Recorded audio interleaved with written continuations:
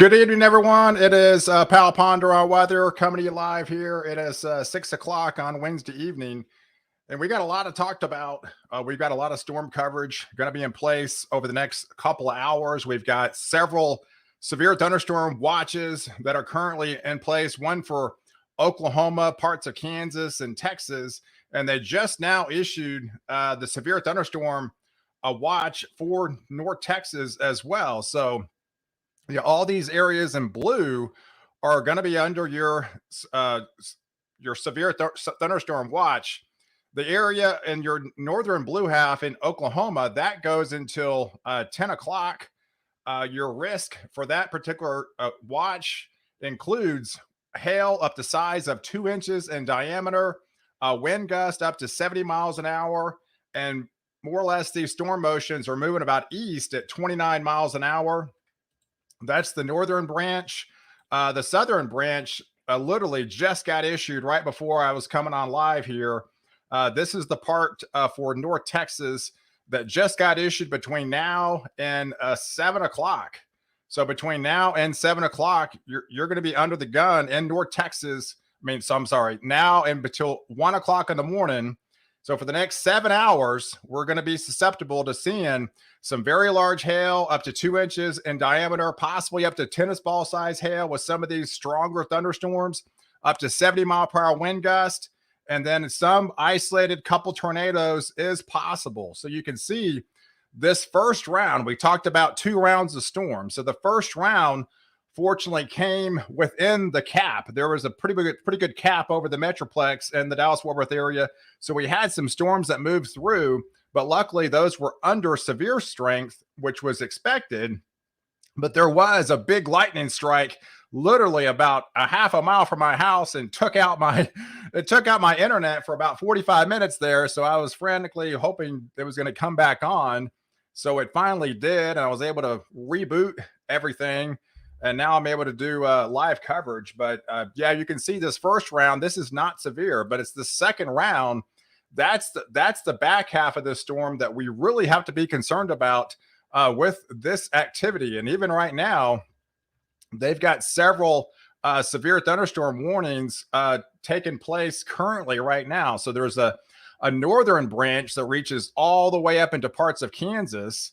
And this does include all the way down into Oklahoma City area. And this includes all the way down into Ardmore, Oklahoma. You can see in Wichita Falls here.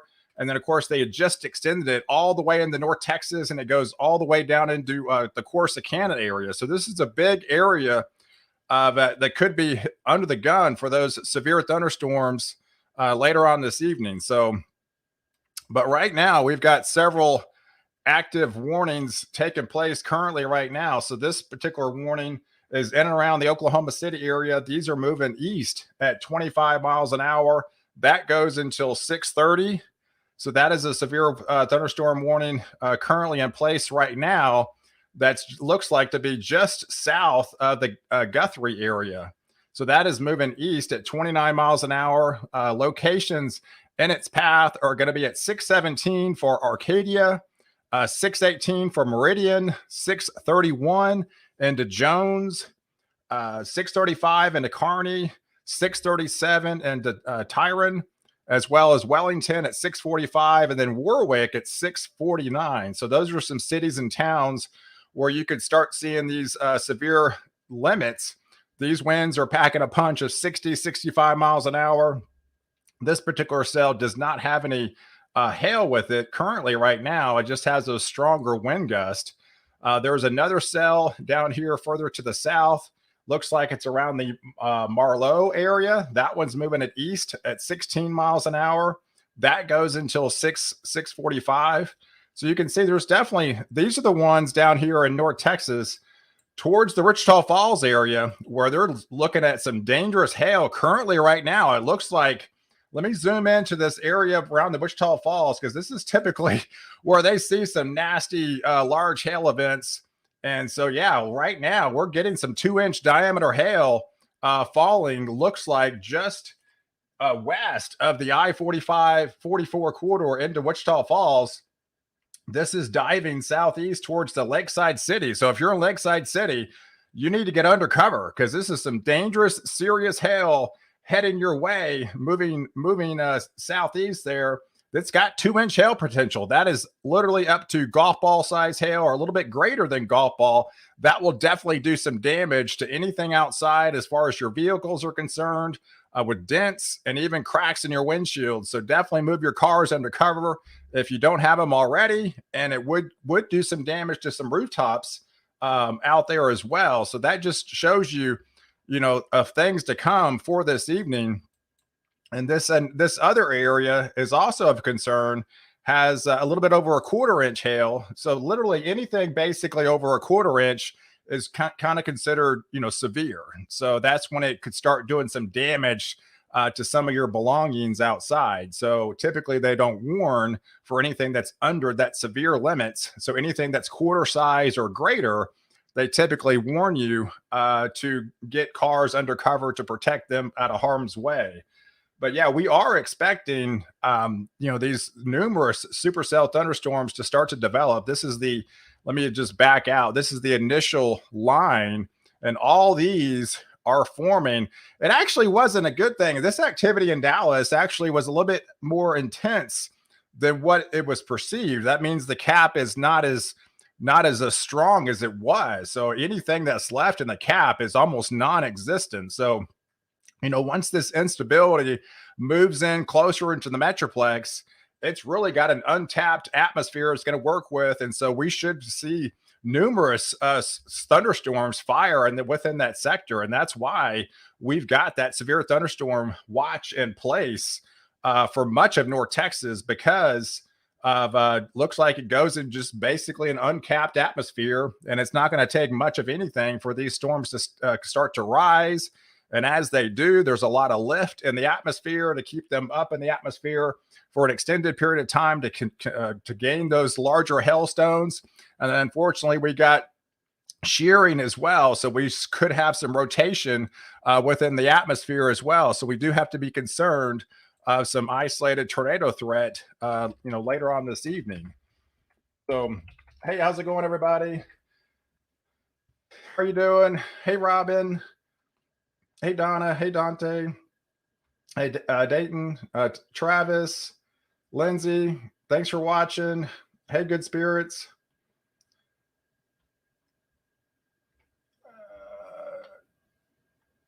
Hey, Amanda. How are you doing? Hey, Chase. Thanks for watching. Thanks for tuning in. Yeah, so things are starting to, if you're tuning in from the DFW Metroplex, things don't really start to get going within the Metroplex, within the heart of the Metroplex, probably until about 8, 9, 10 o'clock this evening. This goes on until 1 o'clock in the morning. So it just kind of gives you an idea.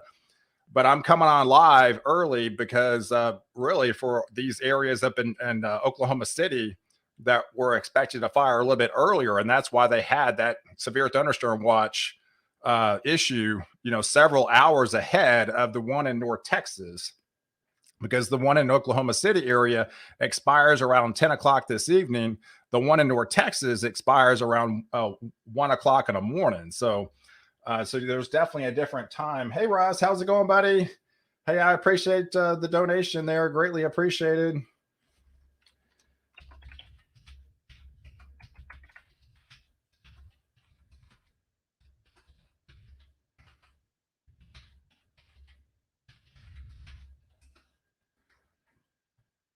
Yeah, so thanks for tuning in, everybody. I plan on being live all the way until, well, really 1 o'clock in the morning. I'm hunkered down for the evening. I got a lot of water. I've got my coffee brewing. I've got it all ready to go here. So I knew this was going to be a long night, so I'm definitely prepared for it. So I'm in for the long haul. I'm expected to be doing live coverage for the entire duration of the event. Really until 1 o'clock in the morning, as long as it takes, as long as these cells move all the way through North Texas and going into East Texas, which that's not really expected to be until about 1 o'clock in the morning. So I'm expecting a long night ahead. So definitely share with your friends, share with your neighbors, share with groups on Facebook and Twitter and everything, that I'll be doing live coverage for the extended duration of the event, really for the next 7 hours. I plan on being live here, warning for you for all the watches and warnings and tornado warnings to give you ample warning so you can get in your safe zone, and get out of harm's way. So I appreciate you watching. But yeah, right now, this let me take this blue off so because you can actually maybe see a little bit better of what we're talking about here. Where's it at? Yeah, there it is. All right, so yeah, so let me zoom into this area by Wichita Falls. So yeah, this is the area that still has some 2-inch hail potential. Earlier, it had a little bit of white in it, but this is some dangerous hail with all that black showing up. 2-inch hail is nothing to play with. The 2-inch hail has hit my house numerous times, and I know it's not a pretty thing of what it does to anything that's left outside. So that is doing some damage out there in and around the Wichita Falls area. This is all diving southeastward, but this is moving southeast at 33 miles an hour. So in the path is that Lakeside City area. So there's areas will be under the gun to seeing some of those larger hailstones shortly if it's not on your doorstep right already. And it looks like in and around the Jolly area, that's going to be another area that's going to be probably impacted from these potential large hailstones and some damaging winds as well. Don't rule that out because we've got some at least 60, 70 mile per hour winds within these supercells that also can cause some straight line wind damage. Or yeah, I mean, if you got anything out there, especially like in North Texas, well ahead of the system right now, like a trampoline or it's like maybe even a flag. I mean, I know it is Veterans Day tomorrow, so there's obviously there's a lot of flags out, right? I mean, I hate to see those snapped or something happens to them within these winds. So if it's one of those things that you could possibly, remove it, quickly, and then maybe put it back in the morning after these wind threats. I hate to see that snap or anything, happen to it. But yeah, definitely if you have like patio furniture, couch cushions, anything that could be like maybe flying projectiles, that can't stand a 60 mile per hour wind gust, I would definitely secure those right now so you don't have to like pick them up all over the yard or inside the pool or anything like that in the morning, because these do look to be pretty nasty as they come across tonight. But once this cold front moves through on the backside, say around midnight, 1 o'clock, it's crystal clear skies. So we just got some nasty weather to deal with between now and the next 6-7 hours. And then on the backside, we've got much cooler conditions, but some really nice days ahead. So, and doesn't look like there's much behind this system, as it's going to be a fairly quick moving system, but definitely we got to get through tonight for sure. Hey, Andres, are these storms going to pass slow or fast in North Texas? They're going to pass, I mean, not like ultra fast. Right now, they're moving about 33 miles an hour. So it's not like ultimately slow. It's about mediocre. So they're not, hey, I always feel safe when you say Custer Road. Hey, thanks, Prodell. Thanks for watching. Thanks for being a sponsor. You're awesome. Hey, Parker. Yeah, so right now this severe weather coverage is mainly going to be focused on Oklahoma City and to the Texas area. This is the live coverage for tonight. Of course, I'll do my daily updates in the morning on my YouTube channel and give you the other areas within the United States. But right now we're kind of focused with this particular live event on in and around the Oklahoma area, central Oklahoma, going into North Texas with tracking these severe thunderstorms for this evening. Hey, Annie, are you too late? Are you too late to know about the effects for Ohio? We are just east of Gainesville, Texas. Yeah, so Gainesville, I'm expecting some pretty nasty weather in Gainesville later, so definitely hunker down and stay with me. I'll give you plenty of advance warning. I don't have cable, but I do have POW. Hey, Dada. Hey, I appreciate it. You're awesome. Thanks so much for watching. Hey, Whitney.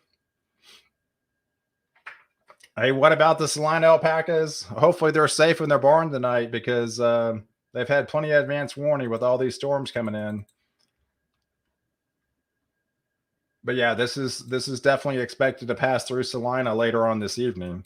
I mean, I would probably say it won't be until like, 10 o'clock or so, 10, 11 o'clock by the time it gets closer to the Salina area. Hey, Wally. Hey, thanks for watching from Austin. Hey, you never seen any weather person do this before? I am kind of unique what I do. I mean, there's other people that do what I do, but it's not like there's that many. Hey, I'm McKinney and Prosper area. Thanks for the updates. Hey, you're welcome. Hey, Shelby.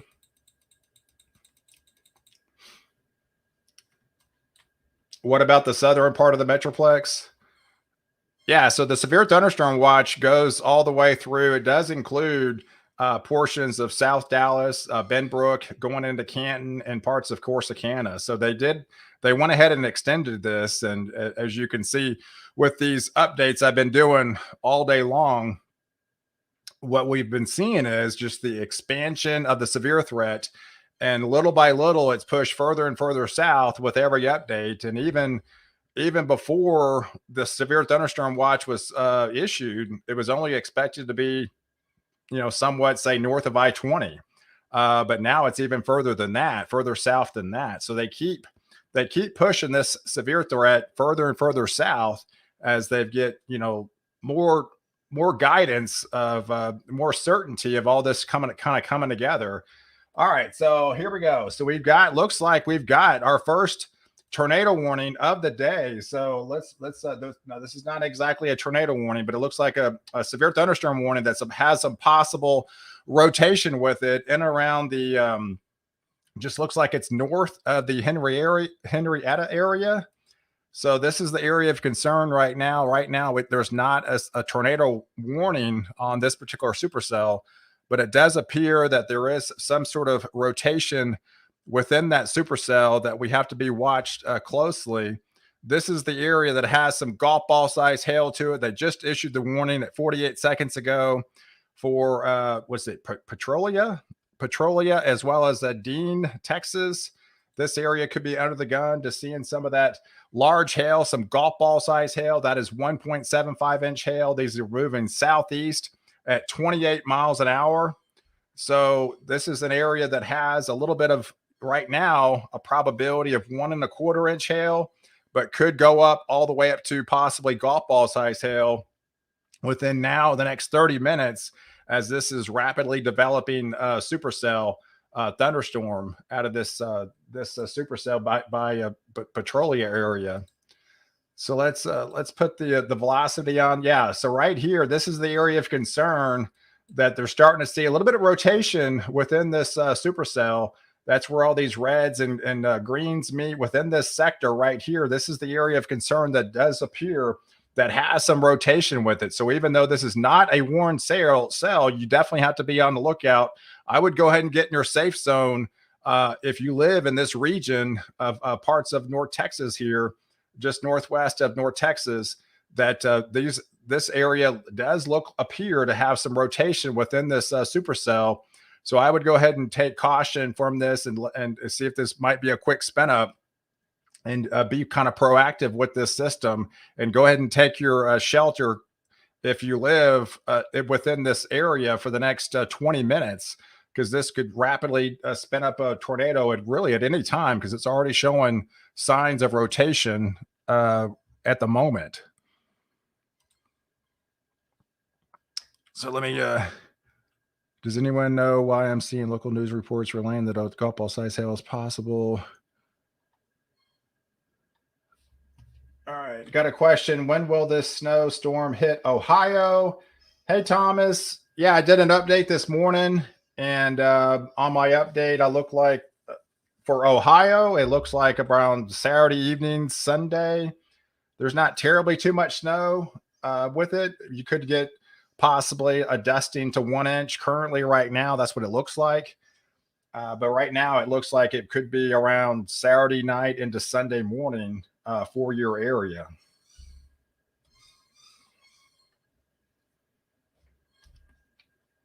Are we going to have tornadoes in DFW?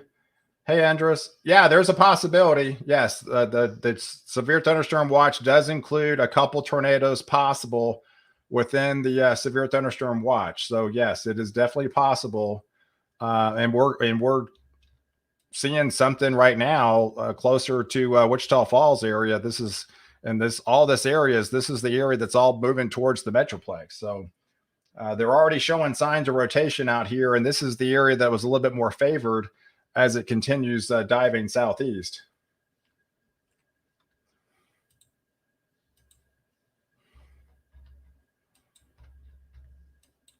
Yeah, but you can see this cell by the Lakeside City area. That is a lot of hail. This is continuing to show golf ball size hail within this area. So it's this golf ball size hail has been on the ground now for a good 10, 15 miles, it appears, and it's still showing that it has that potential to pulse up to 2-inch hailstones. It's got a lot of black, even some whites associated with it. So that is definitely some damaging hail that continues to remain intact. And that just goes to show you these are towering supercell thunderstorms of good 30 to 40,000 feet. I mean, you don't get hail that size of the magnitude without getting some pretty high cloud tops. And that's what we're seeing. And so it's got plenty of height, and all you need is some shearing underneath to cause the atmosphere to start to rotate. Yeah, and the more updraft is able to this is able to pull, the greater the probability of these hailstones increasing as we get through the evening hours. So all right, so let me zoom a little bit closer towards the Metroplex. It looks like this one right here by Gainesville is also showing a little bit greater concern of instability. It doesn't have a warned activity on it yet, but it does show the possibility of this getting all the way up to 1.25 inch hail within this sector. So this is another area that's diving southeast. Right now, the storm speed is about 17 miles an hour. So if you live in and around the Gainesville area, be on the lookout for some of that larger hailstones to be knocking on your doorstep in the next probably 10 to 15 minutes. So that looks like another area of concern of some bigger hailstones that could potentially be impacting your area over the next 10 to 15 minutes in and around the Gainesville, Texas area. Yeah, so let me take this blue off. Sometimes you can't see it as good. All right, so let me zoom out. Okay, so yes, here's another possibility. This is another severe thunderstorm. Uh, yeah, so that was actually a tornado warning out of this area into in and around the Petrolia area that they issued at 6:17. That goes on until 6:45. So that is our first tornado. They went ahead and upgraded that to a tornado warning for this area. And yet we have another area that's the same area that we've been looking at. Now this area is even showing some signs of rotation with this area. So not only are you dealing with that larger golf ball size hail, but now you're showing signs of rotation in the atmosphere that you need to take cover on if you live anywhere basically south of Jolly, in between the Henrietta area, as well as looks like the Scotland area. Just this is northwest of the Metroplex. If I zoom out, show you the parameters, there's Gainesville, there's Nakota, there's Bowie, and here's Denton, there's Decatur. So this is essentially northwest in the Metroplex, just in and around the Wichita Falls area, literally just south of the Wichita Falls area. That area looks like there's two distinct possible tornadoes could be rotating right now within that area.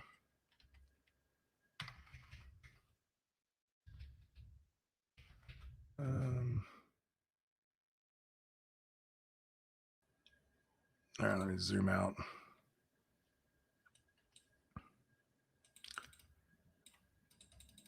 All right.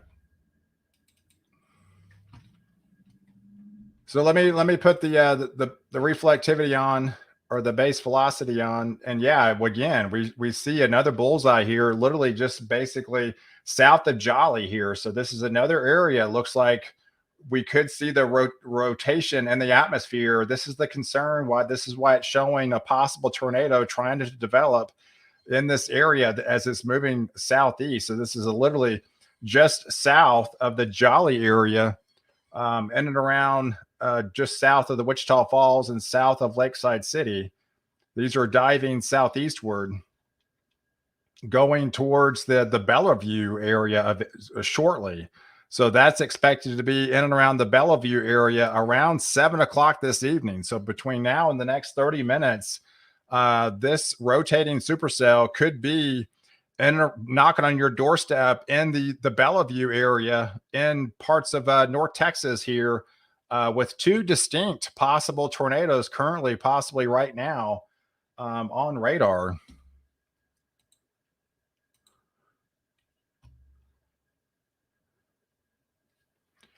So yeah, you can definitely see things are starting to get active here as we get closer to this is only 6:30. This is only 6:30, guys. And so the things are already starting to get pretty active. I mean, the prime spot is not supposed to be until about 8, 9, 10 o'clock this evening. So things are already fairly active, and it's all around this boundary. This is the area of concern as this rapidly starts to develop. And right now, we're having to deal with some of that tornadoes and some of that larger hailstones because these supercells are more or less discrete. You see the separation in between these supercells. That's what makes them a little bit greater in intensity until this boundary is able to form together. The longer it stays isolated like this, the longer it has to be, keep severe like it has. So that is definitely the concern that we're dealing with at the moment with these large cell supercell thunderstorms in and around Oklahoma and North Texas.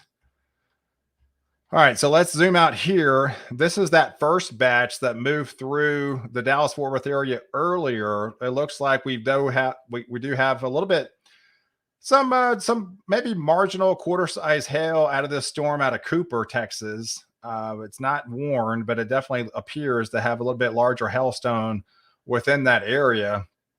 Like I mentioned, that was the first batch that was actually not severe. So it's this second batch that looks to severe. So again, we've got another possible tornado, it appears, for this severe thunderstorm warning that just got issued. It just got issued within the last 20 seconds in and around the Gainesville area. This is also moving east at 29 miles an hour. So let me get the update on that one. Yeah, so it looks like, severe thunderstorm warning for Cook and Grayson County until 7:15 with this dangerous supercell that looks to just now develop that has potential 1.25-inch hail associated with it, but it is showing signs of some rotation literally right around the Gainesville area. So if you're within the Gainesville area, you definitely need to take cover right now with this possible rotating supercell thunderstorm knocking on your doorstep in and around the Gainesville area. If you're in the Collinsburg area, you need to be on the lookout for between now and the next 45 minutes and between now and 7:15 of this rotating that does show signs of some more rotation within this supercell thunderstorm.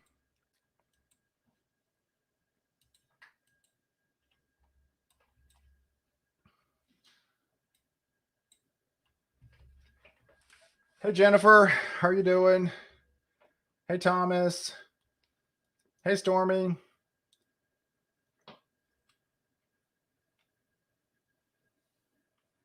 Yeah, it's possible we could see hailstones up to tennis balls. I mean, right now we've already seen hailstones up to 2 inch, so that's actually not that far off. We've already had confirmation of some hailstones just north of the golf ball size hail. So definitely not out of the question. It could get a little bit bigger than that as the night goes on, for sure. So it's definitely looks like a pretty active night ahead for much of Oklahoma and parts of North Texas. So right now we're already experiencing one active tornado warning currently right now. That's been a tornado warning, but since around 5:56. So it's still got about another 14 minutes with this supercell thunderstorm that is tornado warned and around the Petrolia area that's also diving southeast.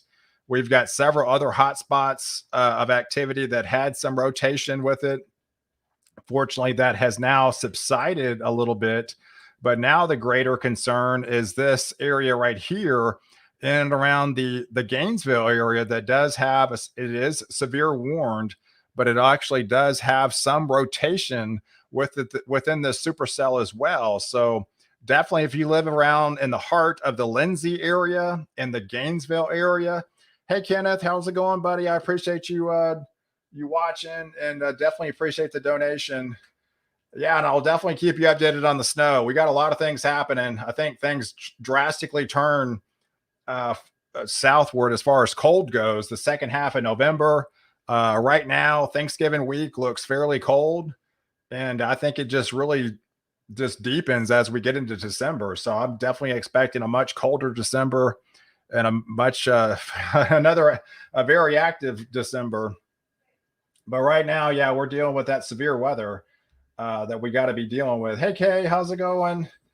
As I got my coffee. I am locked and loaded, ready to go.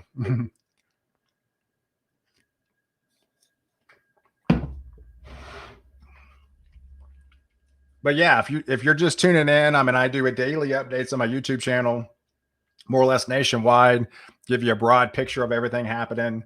So you can always tune in. I usually update, every single morning between say 7 o'clock and 10 o'clock. You can always find a new upload on my channel and check it out. And then sometimes if it's really active, I do two updates in a day. And days like today, instead of doing a second update, I'm going to give you live coverage for the duration of the event for this particular event. But yeah, I'm definitely expecting a much more active as far as like a colder pattern for the second half of November for sure. Hey pal, hey Dayton. All right, so could those isolated supercells stay isolated within the storms? Um, I mean, they could, but they're not expected to as much. They're supposed to stay somewhat isolated till around 9, 10 o'clock, and then maybe congeal until a solid line, uh, more like a squall line moving through the Metroplex. So I still think for the next couple hours, really until about 10 o'clock, we're going to be dealing with some of these isolated supercell thunderstorms. And that's why the tornado threat is higher.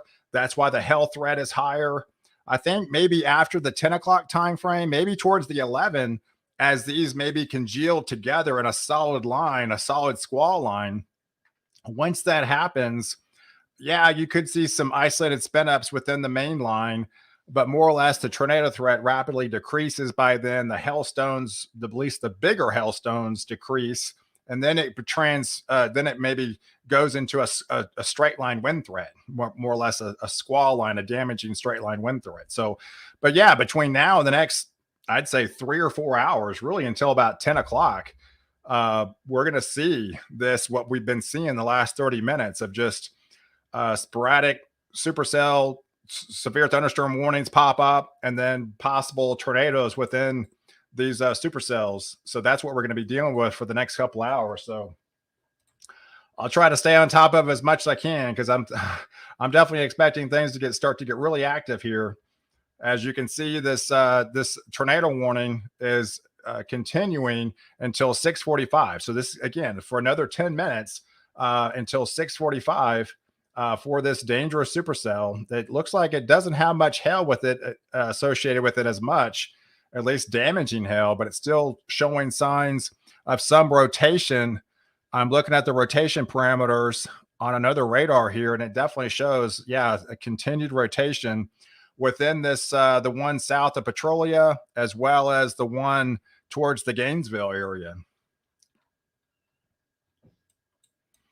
So if we head to the north, we still got that supercell up here towards the Oklahoma City area.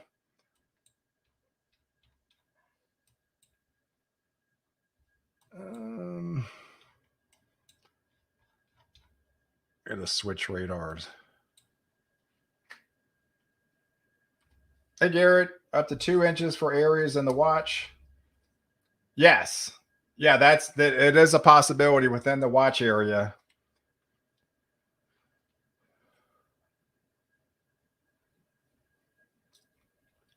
Oh, hey, Garrett, what's the maximum size hail? Well, the severe thunderstorm watch calls for up to tennis ball, which tennis ball is basically 2.75 inches. We haven't seen anything like that tonight. We've had 2-inch hail. That's the biggest hail we've had so far. But it's showing that's what the atmosphere is capable of, is producing possibly up to tennis ball size hail within somewhere within that severe thunderstorm watch.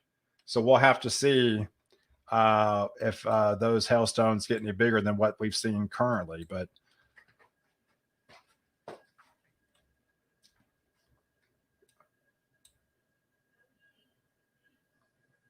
all right, so yeah, so we're still dealing with this storm here in and around the Gainesville area.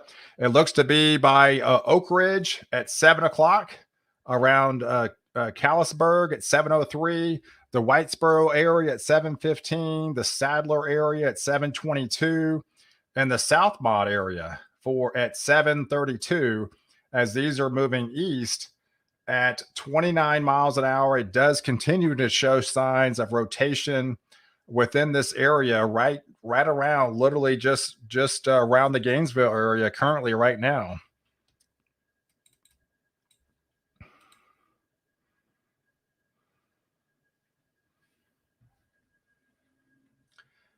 Yep, I've been through 5 tornadoes.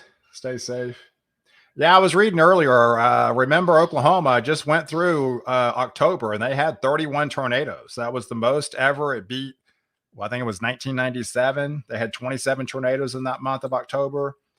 And I think the record is 12 tornadoes for Oklahoma for the month of November. And so we could easily see several tonight, no question, coming out of Oklahoma. Um, all right, so I switched to the Oklahoma radar, so now I'm going further north, and so let's take a look at Oklahoma. We spent a lot of time in North Texas, so now the further northern component, you can definitely see we've got several severe thunderstorm warnings currently taking place in and around the Oklahoma City area, around the Luther area, around the Tyron area. Those are moving east at 32 miles an hour until 7:15. Yet we have another severe thunderstorm warning that continues. It looks like in around just south of Cleveland by the Cushing area and the Hall, Yale, as well as Manford. And this one looks like a brand, another one that goes on until 7 o'clock. So you can definitely see we've got numerous severe thunderstorm warnings. Fortunately, right now, that doesn't have showing any rotation within these areas in and around the Oklahoma area.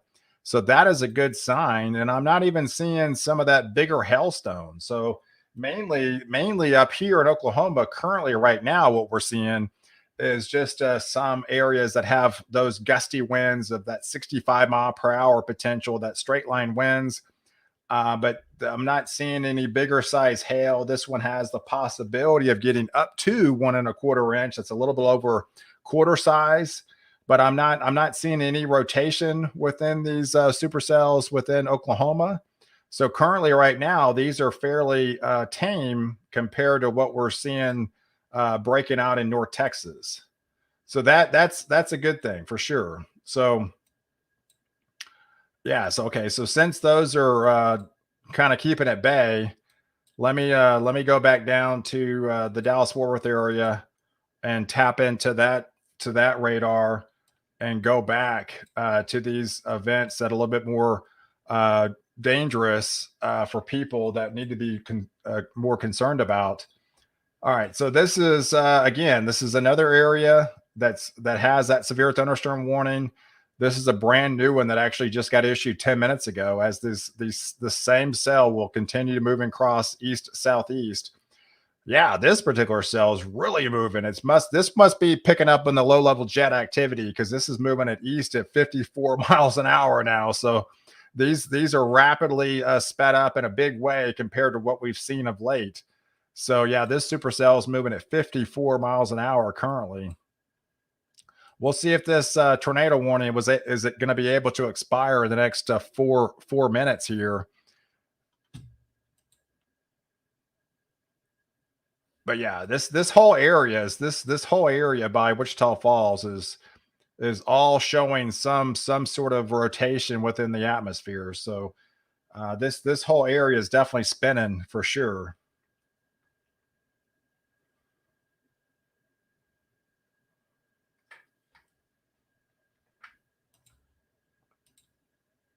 Yeah, so here's the velocity. So if we zoom in, so this is an area looks Henrietta. This is an area of concern where it does show some rotation within the atmosphere, and it looks like just around the Terrell area. So these are the areas that have. This is why it shows maybe a tornado based tornado tornado radar indicated tornado. It's already been a long day and it's going to be a long night. So yeah, this is the area of concern around Henrietta that is going to be your greatest concern of rotation currently right now. So if you live in Henrietta, you definitely need to be in your safe zone from this supercell thunderstorm that's still possibly producing some rotation within the atmosphere. And it looks like the last frame, some of this rotation has increased. So that's the area in and around the Henrietta area. This is the area that it looks like it has increased in rotation just in the last frame or two.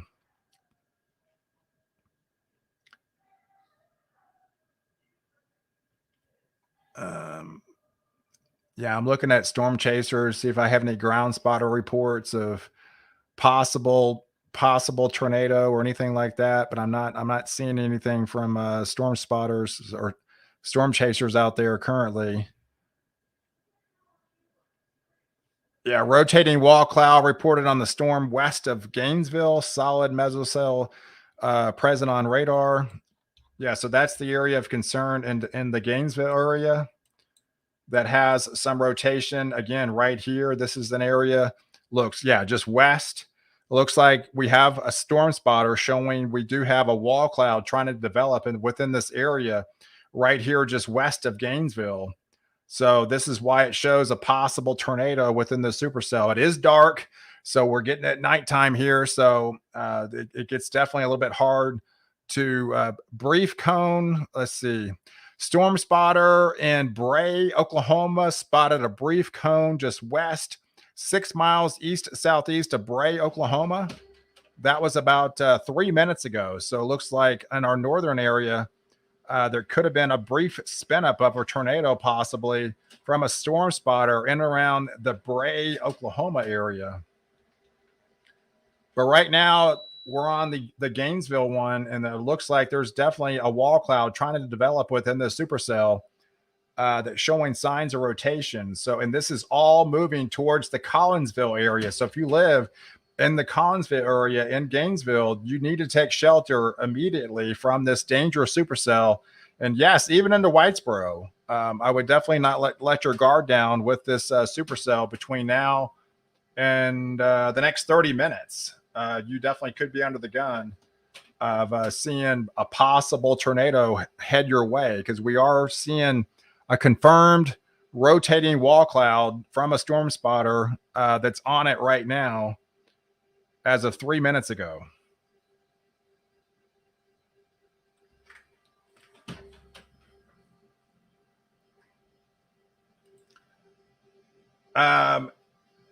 Hey there. Hey, yeah. How fast are these moving? These are moving. Well, this particular cell is moving east at 29 miles an hour.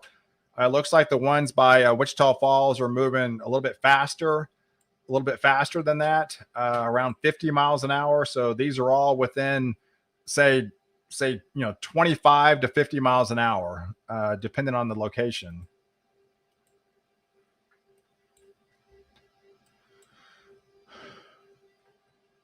All right. So there's so there's also a southern component to this as well. So yes, definitely even in and around the just south of Gainesville into the Valley View area, heading towards Sanger, we see a lot of these pinks and some blacks starting to show up. That's indication of some some larger hailstones are starting to gather and take shape here, and some very heavy rain as these storms are trying to get their act together and possibly develop and turn severe in this neck of the woods as well. So you can definitely see things are starting to light up here in a big way.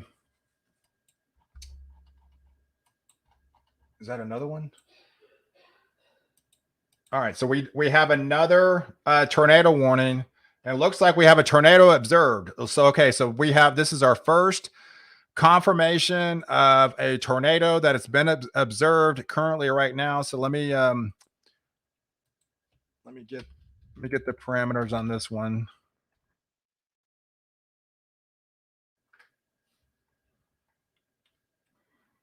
Okay, so it looks like yes, we have a developing situation of this supercell thunderstorm for Katy, Oklahoma, Foster, Oklahoma, Tatum's, Oklahoma between now and 7 o'clock. I'm sorry, 7:30. These are moving east at 22 miles an hour.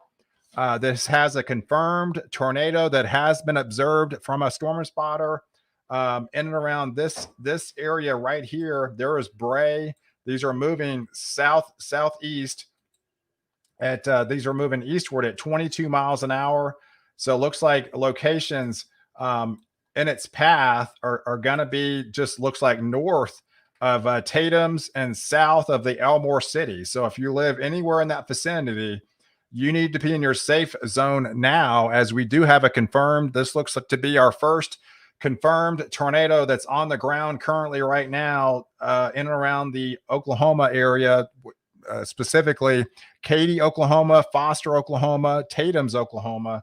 This area has definitely rotation with it, and it has an observed tornado currently right now, as well as a potential some 1.25 inch hail with it as well. So this is definitely a dangerous supercell as this is moving eastward over the next 50 minutes. So really between now and the next 50 minutes, you're going to be under the gun of seeing that rotating supercell with that tornado that's on the ground, confirmation on the ground right now within this area. So you can definitely see right here.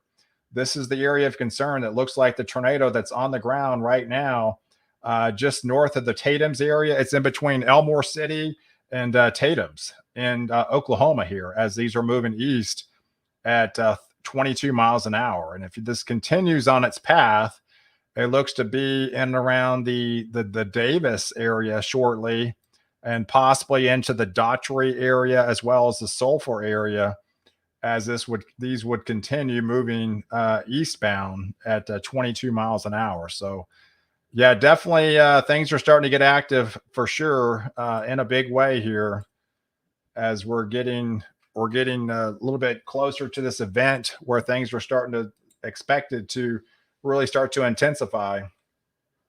Hey Ross, yeah, definitely. It's on the ground currently right now. So that is a dangerous supercell that they're dealing with and that area.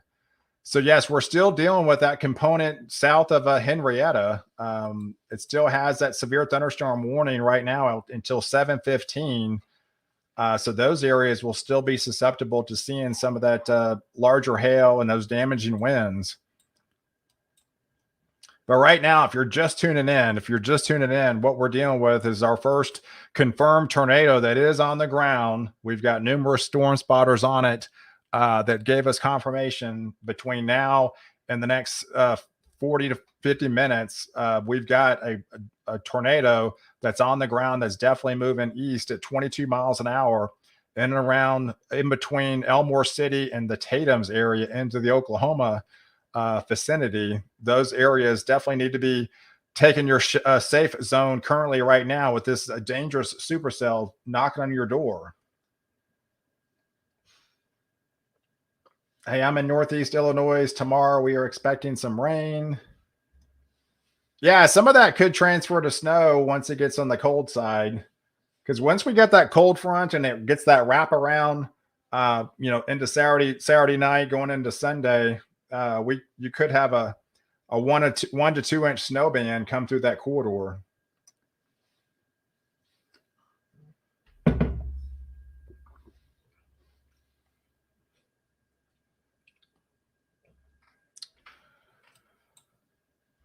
All right. So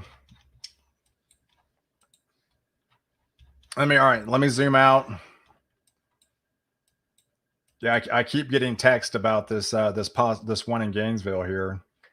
I can, because I live in McKinney myself, so this is definitely closer to home. So I got a lot of people concerned with this particular supercell right here. That's I've got somebody in Van Alstyne showing that the clouds are really starting to darken. They live in Van Alstyne and showing this things are starting to head south in a big way, and they really are. So this is the area of concern that does have some rotation of that wall cloud just west of Gainesville. Now it looks like it's just south of Gainesville of this possible tornado. Chug that coffee, pal. I know, right? Definitely chug the coffee. Hey, any updates for Princeton? Yeah, I mean, Princeton is just going to be later on. You're going to get hit, but it's probably going to be a couple hours into Princeton yet.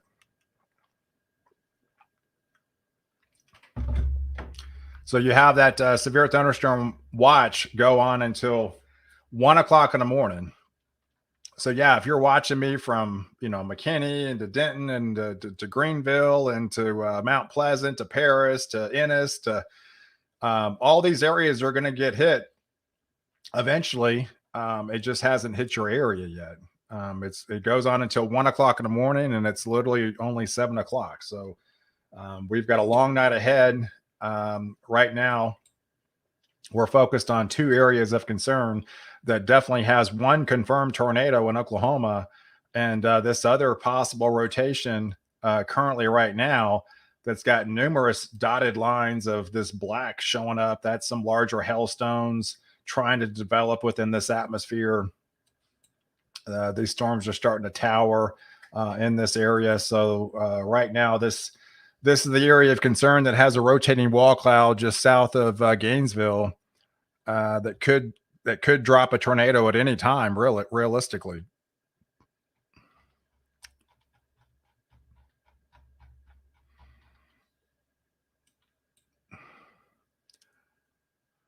The rotation continues with the storm in Cook County, well north of DFW. Spotters report a wall cloud is visible west of Gainesville. Take shelter. So yes, this is the area of concern. Literally right here, just west of Gainesville. Now it's probably south of Gainesville. It's around the Lindsay area into Gainesville. So let me zoom in. It's north of Valley View. It's this area right here, just south of Lindsay, right here west of Gainesville. This is the area of concern that's showing a rotating wall cloud right now in and around the Gainesville area. This is the area that's has a possible tornado trying to develop at any moment. It is dark, so it is very difficult at times to get a visual, at least a ground confirmation of it touching. It's a lot easier during the day, that's for sure. So we rely on the radar. We rely on storm spotters on the ground of any type of confirmation that this thing is on the ground. So it is rotating in the upper levels, but right now it's showing that we have not had a touchdown as of yet. But there's a lot of rotation here, and this is why we're concerned about this area as this is moving east at 29 miles an hour.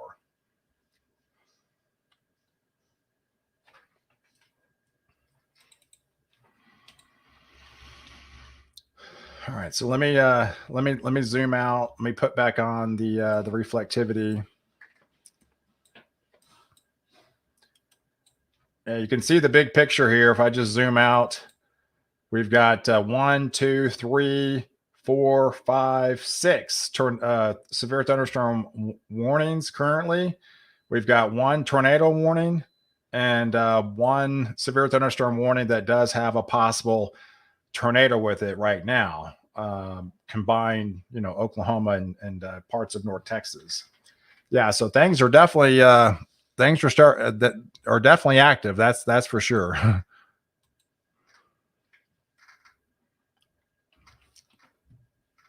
Yeah, so I appreciate everybody watching and sharing. If I'm gonna be live for the next 6-7 hours. So this is an extended coverage.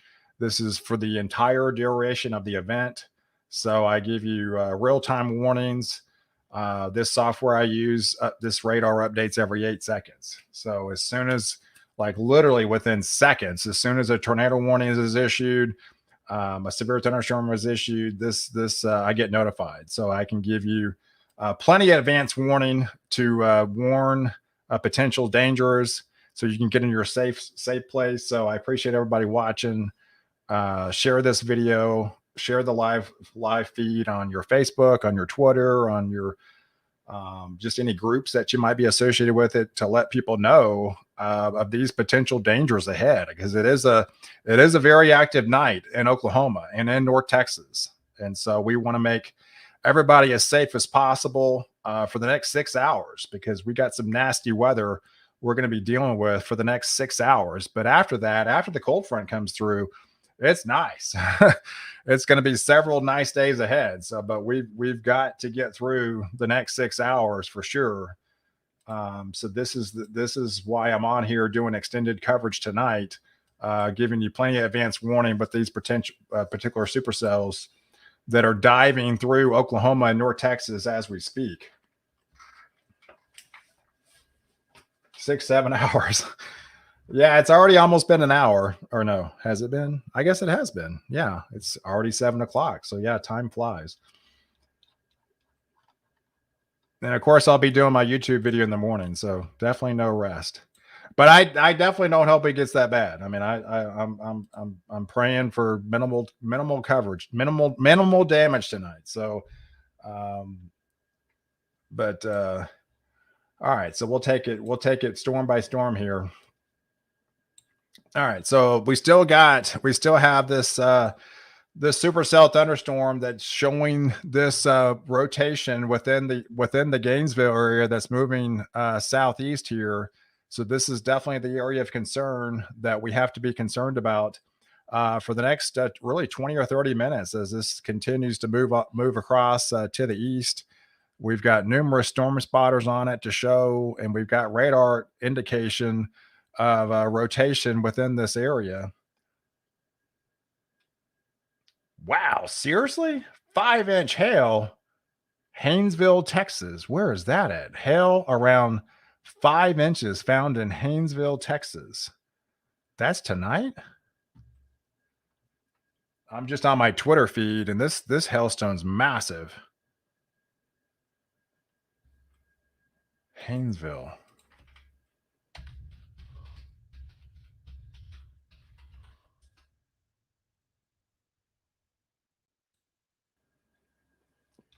Let me zoom out. Where is that? Oh, it looks like the by Burke Burnett. I mean, it looks like earlier. This is possibly earlier by the Electra around Vernon, north of Electra. I'm just on my Twitter feed, and it looks like earlier we possibly had a 5-inch hailstone that fell in the Haynesville area. That is some serious stuff. Wow. Did my lines go away? What happened to my lines? Let me see if I can get this back on. Sorry, the software is acting up.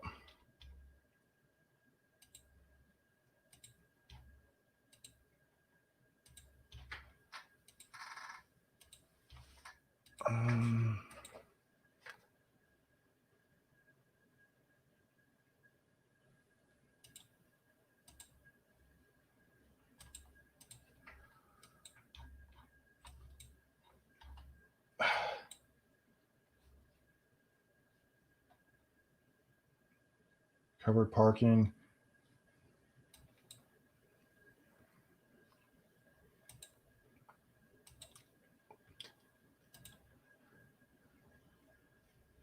Looks like my software is acting up, guys.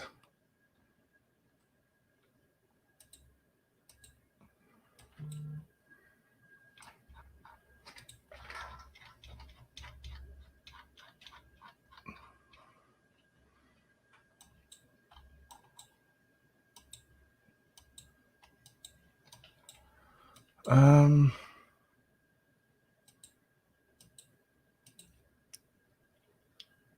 Let me switch radars and see if it's fixed.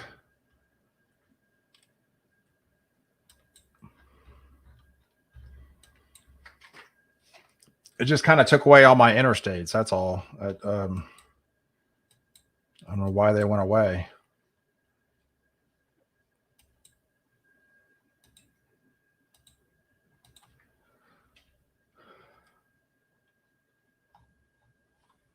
Ah, come on.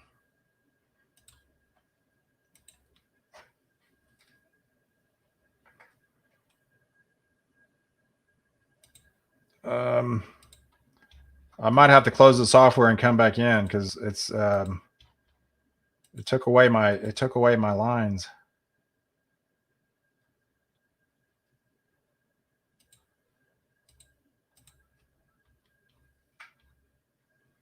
All right, so let me try that. Hold on.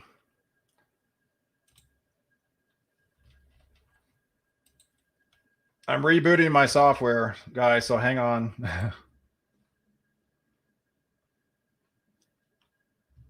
Stand by.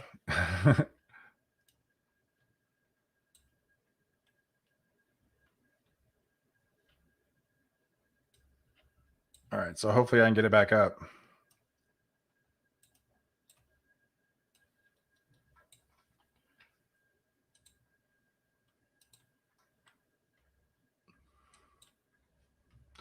Like I said, the internet, the internet, the lightning took out my internet earlier for about an hour, and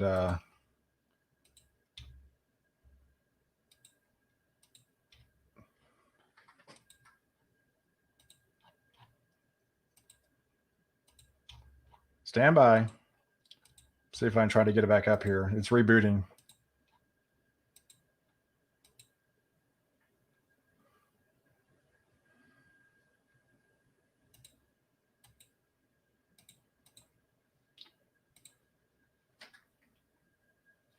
Okay.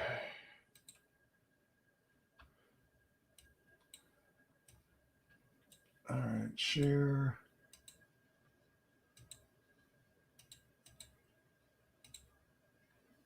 All right, I'm back.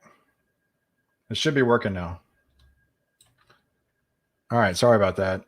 You gotta love technology. Okay, so here we go. All right, so we got this area. So let's zoom in. So this is, yeah, this is rapidly approaching the Metroplex a little bit earlier than I thought, actually. So we've got some of that pinks and reds already showing up in around the Sherman area. These are all moving east southeast. There's that one south of Gainesville now. That's heading towards just south of the Colony area, the Collinsville area, and eventually get inside the Gunner area shortly. So there's pockets of activity that has greater instability with it. You can see these pockets, one here by Cook County and DeGrayson County, and this other one back here by Wichita Falls, and this northern component as well. So this is the same tornado that was on the ground earlier. Now it's just showing a radar indicated tornado between now and 7:30. So man, that was an impressive hailstone. It looks like we had confirmation of an up to 5-inch hail. I mean, I'm looking on my Twitter feed. That thing is massive. Just north of Electra there in this area or earlier. So that is by far the biggest of the night for sure.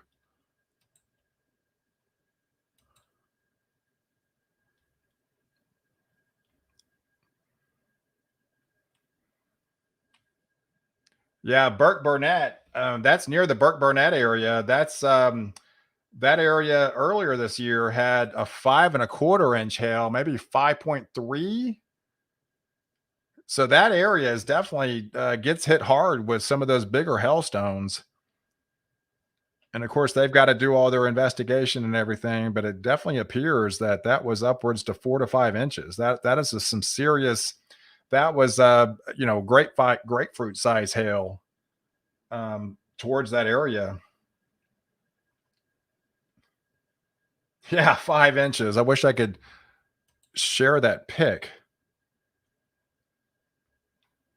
I mean, it extends. I mean, it's mainly like 4 inches. There's some ice. There's some ice pellets that like extend out because it kind of looks like a cube.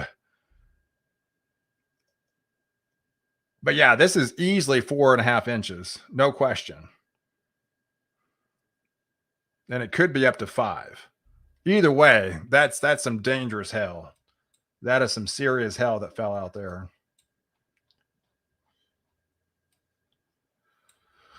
Okay. All right. So let me go back.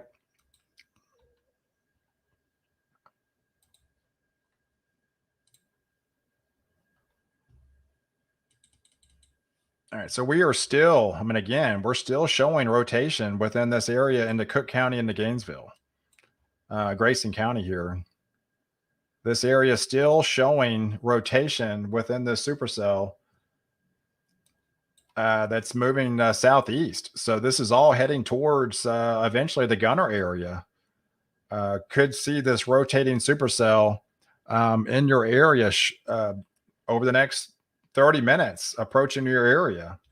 It's still showing signs of rotation as these continue to develop.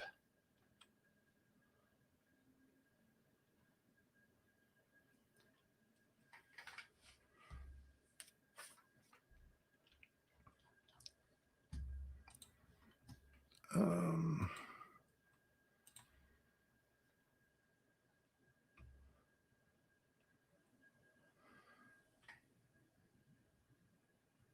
wow.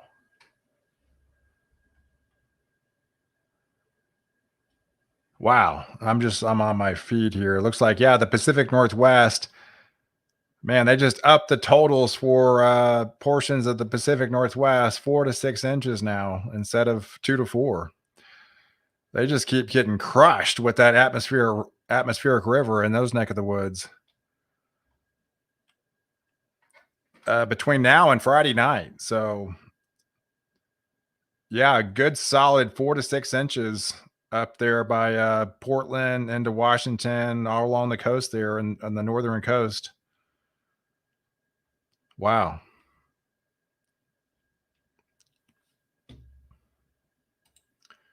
All right, so that looks like it's Montague County now that has the severe thunderstorm warning associated with this supercell. So areas of within the warning between now and 7:45 are going to be the Bowie area, the Nakota. Is this area right here? This is a brand new severe thunderstorm warning that just got issued a couple minutes ago. So areas within the warning area will be the Ringgold area, Stoneburg, Bowie, Fruitland, Sunset, going into Montague, as well as Bonita, and to Nakona, as well as Belcherville. So those areas will be under the gun to see some of those 60-mile-per-hour wind gusts and up to quarter-size hail within this supercell as this moves across eastbound at 38 miles an hour.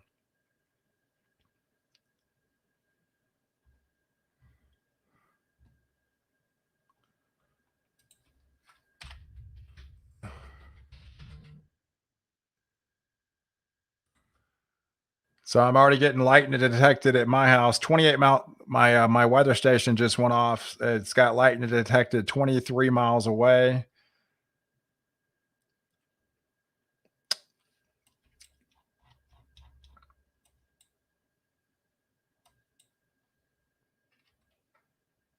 Yeah, that's a brand new warning for Tulsa, Oklahoma. That's a brand new warning. I don't have the radar in Oklahoma right now, but it looks like there's a tornado. I mean, a severe thunderstorm warning for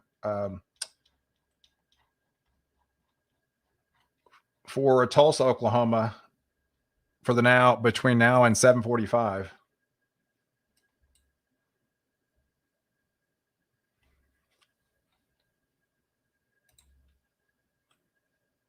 Yeah, it looks like they fixed the bugs. They put my severe thunderstorm watch back on, so it looks like the bugs are fixed with the software, which is a good thing.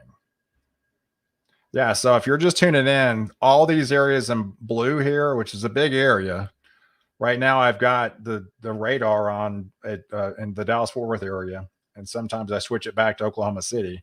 But it's a big area. It extends all the way from the southern parts of Kansas into central Oklahoma. That watch goes on until 10 o'clock tonight. So you still have about another 3 hours to see that severe component within the central Oklahoma area. But the southern component into North Texas that extends all the way down into Corsicana, into the Ennis area, that goes on until 1 o'clock in the morning. So we're just now kind of getting started with that particular event, as we still have about another 6 hours left of severe weather that we're going to have to be dealing with in and around North Texas.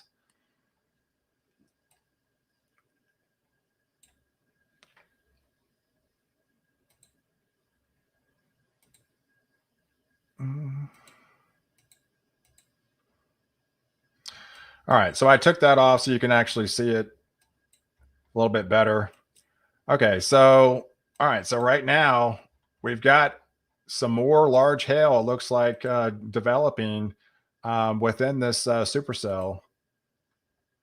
This is another area of concern that has some developing uh, larger hailstones with it within this supercell thunderstorm as the radar is updating.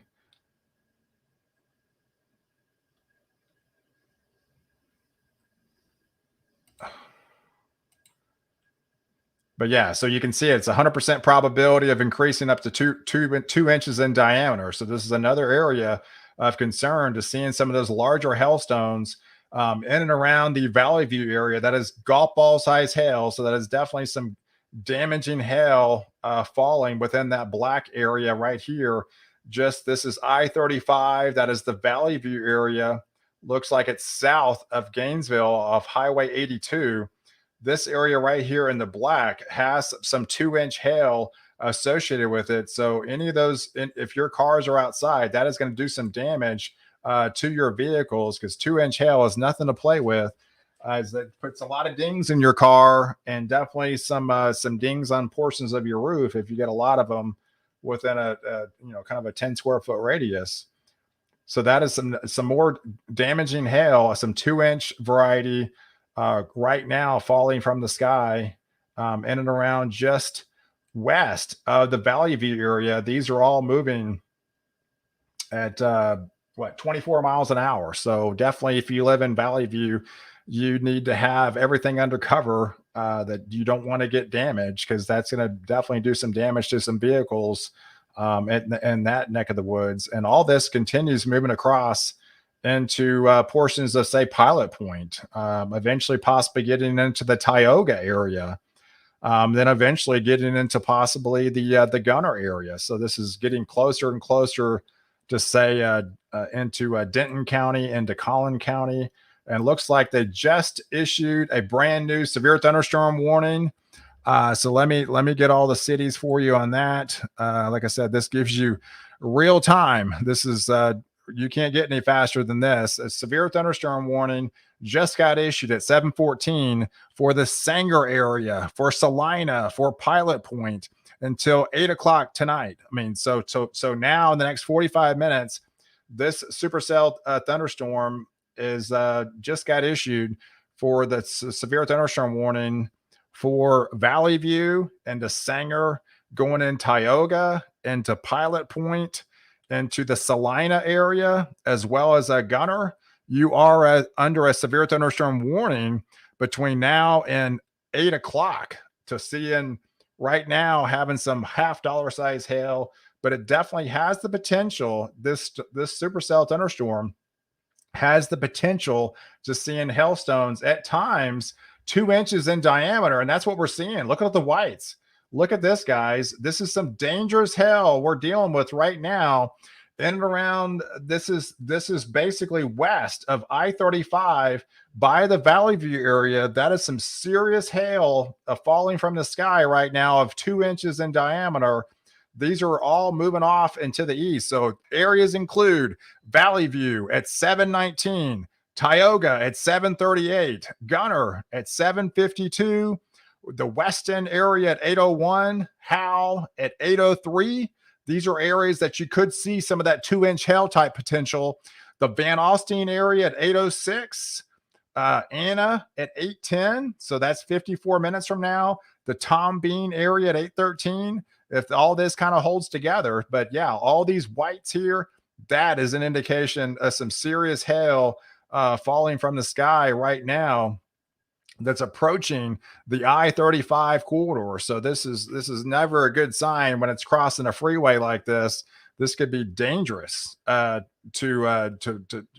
on the road trying to deal with and kind of be trapped. I mean, especially on the freeway like that. So if you're on I-35, if you happen to be listening to me, if you're a truck driver or anything like that, I would advise you to start maybe pulling over in this area. If anything, maybe possibly exit and kind of wait this storm out until this passes through, because this is some serious hail that's heading your way right along the I-35 corridor in between the Valley View area, just south of Gainesville here. And it looks like north of Sanger. So there's a pocket here south of Valley View, but the main pocket is right here, just northwest of the Valley View area.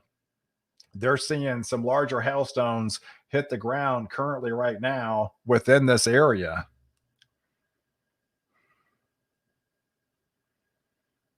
Yeah, so the counties include this area right here includes portions of it does include Collin County, because it does pick up Salina and Weston into Gunner. So Collin County within this severe thunderstorm warning, Cook County into Denton County, as well as Grayson County, and it's got some possible 2-inch hail right now within this supercell thunderstorm.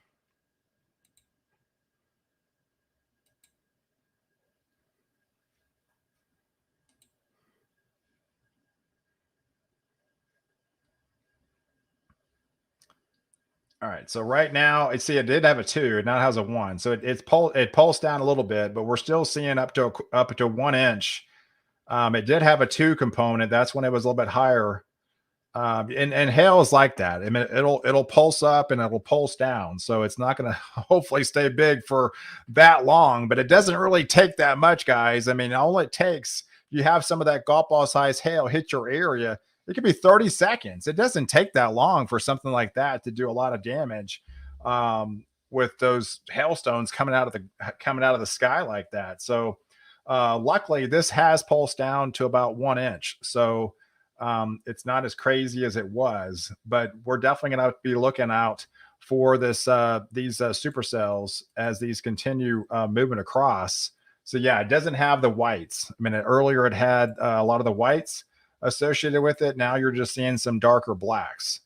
So we're not seeing that 2-inch hail that we did see earlier, but we are watching this activity as this moves across crossing I-35 right now. And this is the area of concern for that severe thunderstorm warning currently right now, moving at 43 miles an hour. So these are definitely booking it. And you're not done. I mean, with this hitting, so this is kind of a 1-2 punch. I mean, all this area back here that had the larger hailstone confirmation back here just north of Electra, of that possible 4 to 5 inch hailstone that fell out of the sky, all that activity has moved over the Bowie area. So that's another area of concern. And so there's pockets of concern, and you can still see they're still isolated. So they're isolated in nature. They are going to be able to have some larger hailstones with it, and with this area. So someone's asking me about the Whitesboro area. Into Whitesboro, yes, I'm seeing some heavier rains. Luckily, a lot of the bigger hailstones are just south of your area. It looks like it's raining pretty heavily right now in the Whitesboro area around Highway 82. But I'm not seeing any possibly hail component with it, just some very heavy rain. A lot of the instability is further south of you into Collinsville and especially into Valley View.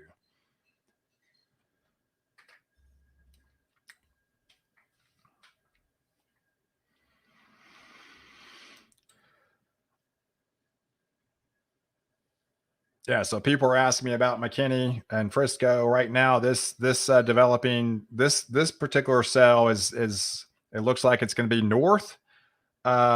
This one's moving this one's moving east, more like more east. It's not moving southeast, so it may miss this actually may this particular area may miss most of McKinney as this particular cell moves through. So let's zoom out and look at everything else that's going on. Uh-oh. Looks like we've got another possible tornado warning here.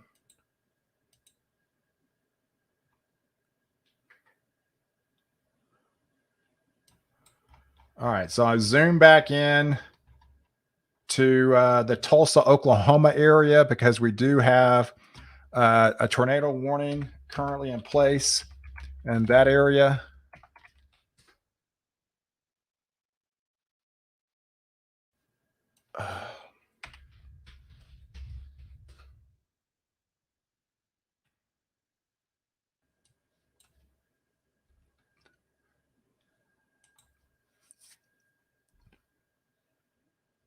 Okay. All right. So we've got another tornado warning currently right now in and around the Tulsa, Oklahoma area that was issued at 7:20. So as of 2 minutes ago, really for the next 10 minutes. It looks like it's really quick tornado. They might have seen some possible rotation on radar. So in and around the Tulsa, Oklahoma area and around the Catoosa and Alsuma, Oklahoma until 7:30. So really for the next 10 minutes, we are getting a radar indicated tornado right here within this supercell. So it looks to be it's just a tight corridor here. Yeah, it looks like right around north of 412, Highway 412, around the Tulsa, Oklahoma area. There's just a small pocket of rotation showing up on radar. So this is the area of concern just north of Highway 244, Interstate 244 here. And around there's 75, there's Highway 11. So yeah, this is the area of concern in between 412 and 11 for the next really 10 minutes of some sort of possibly rotation within this supercell thunderstorm. So that's why they went ahead and issued that tornado warning right now for the Tulsa, Oklahoma area. And again, just further north, this may even be into Kansas. That's probably getting into Kansas. So again, yeah, this extends pretty north. So that's another, and we might even have to switch radars to get this activity. But yeah, there's another severe thunderstorm warning into portions of Kansas here, and even another possible severe thunderstorm warning into looks like south of Coffeyville. So there's a lot of severe weather happening tonight, as this it's just a big area of breaking out across really 3 or 4 states here. All right, so let me zoom back into the Dallas-Fort Worth area.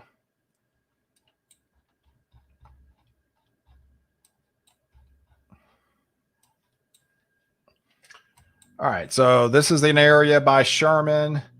It's got some not a little bit almost quarter size hail, not terribly too concerning, but yeah, definitely some very heavy rain happening right now in and around the Sherman area and around the South Mod area, Luella, getting some very heavy rain currently as we speak. Yeah, it looks like the rotation has cleared in the Valley View area. So the hail corridor has come down a little bit, as well as the rotation has come down. So those are two good signs of that activity lessening in that area. So that is definitely a good sign. A severe thunderstorm capable of producing a tornado was located over Tulsa. Hey Ross, yeah, that was the area that we just talked about for about 10 minutes. It has that tornado warning attached to it. Yeah, sirens going off in South Tulsa. that little couplet. It looks like it was in between 412 and 11 there, in and around the Tulsa, Oklahoma area. In fact, I was just in Tulsa this weekend. We drove through there to get our little puppy, heading towards Missouri. So I was just there. I was actually there on Sunday. Just put my hail cover on my truck, and Alan's still a threat.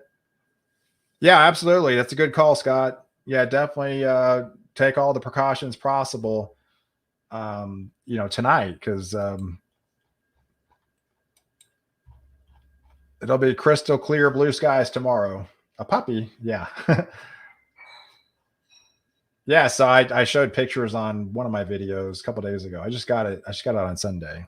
Her name is Sunny Halo. Sunny Halo, a little 6 pound corgi puppy. It's actually 13 weeks.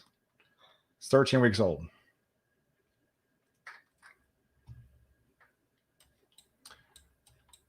Oh man. Okay, so let me go back to Tulsa, because it looks like there is a tornado on the ground now. But we've had that rotation, but now it looks like we have a confirmed tornado that's on the ground right now within that same supercell that we highlighted.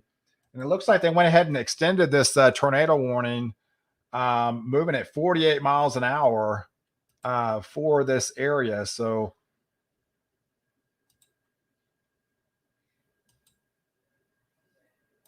all right. So yeah, it looks like definitely north of I-44 here, just north of say the Catoosa area. This is the area of concern that has the possible this confirmed tornado that's on the ground right now, currently.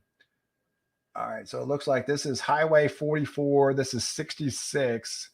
It looks like right here, right around 244, Interstate 44, Highway 66 here. Between 66 and 266, this is the area of concern that has the confirmed possible tornado on the ground right now, that has been observed on radar and possibly a storm spotter on the ground.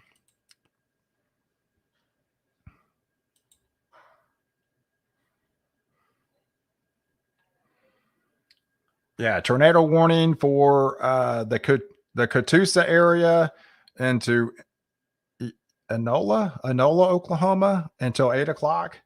So this is the area of concern that has issued that tornado warning, with a radar indicated and observed tornado that's on the ground. So we may be actually dealing with possibly two tornadoes here that we're dealing with. One of them is definitely confirmed on the ground. So between now and the next 34 minutes, definitely take shelter if you live in and around the Catoosa area, within the Oklahoma area. Just looks east of Tulsa, Oklahoma, right along the I Interstate 44 here, in between 66, and it appears 266. Yeah, between 66 and 266. This area right here moving east at 48 miles an hour. So yeah, here's some cities. Catoosa at 734, and Inola at 750, Pryor at 805, Locust Grove at 813, Salina at 816. Those are some cities in your area that need to take shelter, because this confirmed tornado that's on the ground currently right now, moving east at 48 miles an hour. So you're not going to have much warning with this particular system, because it's moving so fast.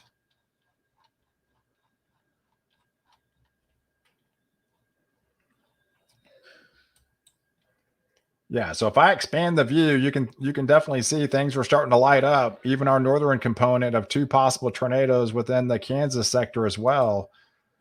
So there's definitely a lot more rotation now than there was earlier in and around the Oklahoma area, as things are we're starting to hit that window, right? We're starting to hit that 7 to 10 o'clock window. I posted earlier. I actually shared Reed Timmer's post about his area of greatest concern of even aligned with the Storm Prediction Center of, essentially north of, Denton to Collin County to Greenville line northward into Oklahoma, extending all the way into, say, as far as north as Tulsa, Oklahoma, of the greatest area of areas of for tornadoes possibly within that 7 o'clock and 10 o'clock time frame. So we're just now entering that zone just within 30 minutes. So we still have another 2.5 hours.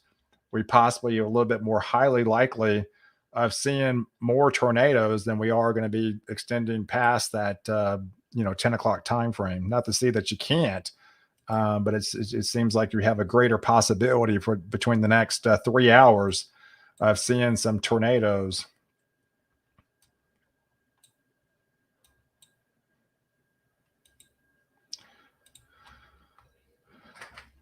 Yeah, so there's a lot going on for sure. Yeah, I have to switch radars to juggle back and forth in between different states.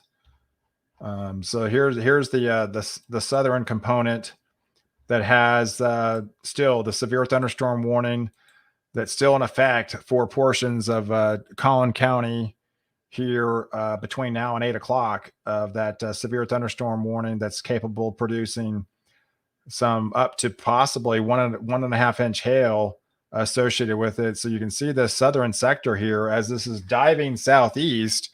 This area right here of by Aubrey, and look, you can definitely see as this dives southeast into Prosper. So it looks like this is taking more of a southern southeast approach with this angle versus more of an east component. So if that continues, that's going to head into the Prosper area and eventually possibly the McKinney area, probably by the time we get into, the 8:15, 8:30 time frame. So these areas right here by Valley View that's had a history of producing some larger hailstones is diving southeast here at 22 miles an hour, and this southern component is moving at 20 miles an hour.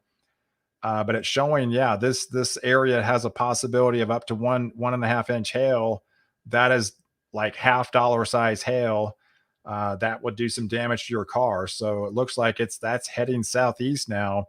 And if it stays on that track, it's going to impact the Aubrey area and eventually the Prosper area. And it looks like if it continues, it will head into the McKinney area, probably in the next hour or so.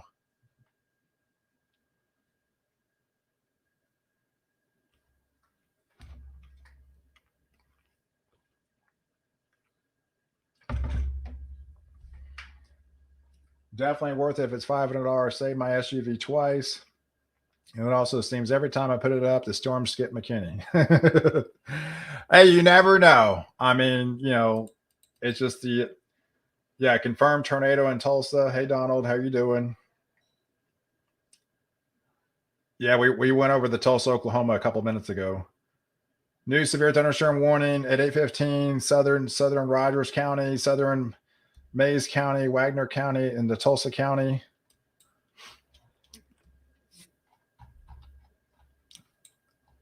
Here's some larger hailstones. This is up to possibly golf ball size hail associated with this particular storm at times. That's heading northeast. So you can definitely see these areas are moving in all different directions. For sure.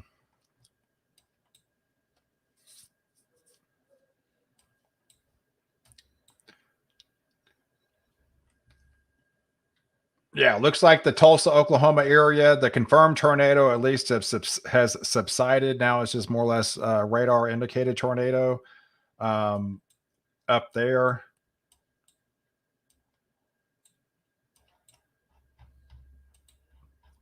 All right, so let me zoom back in over the northwest component, and it appears this area right here has some whites associated with it. That is definitely an indication of some possibly larger hailstones falling out of that. Let me zoom in because that definitely appears We could be looking at some larger hailstones. Yep, yep, we're getting some possibly up to golf ball size hail, maybe some 2-inch hail coming out of this supercell. So this is a nasty supercell that looks to be in and around north of Jacksboro, heading towards the Chico area, heading towards Bridgeport. That's some dangerous hail. There's a small pocket here, but definitely looks like there's some golf ball size hail associated within this supercell here that's diving southeast, heading towards the Bridgeport, the Chico area, as well as the Decatur area over the next 30 to 45 minutes. So definitely be on the lookout for that, as this has some definitely some larger hail associated with it within this supercell here.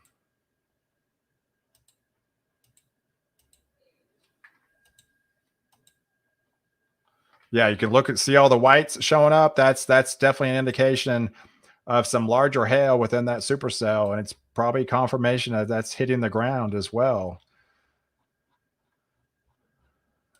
All right, so there's looks like there's some another possibly bigger size hail trying to get its act together, maybe up to quarter size hail just south of Ardmore. That is also moving east as well. One thing I've noticed here, the radar is definitely starting to fill in over the last 30 minutes or so for sure. It looks like this area into Bowie is trying to speed up with this other one in and around the Grayson County here, Grayson County one that's been warm for the past 30 minutes.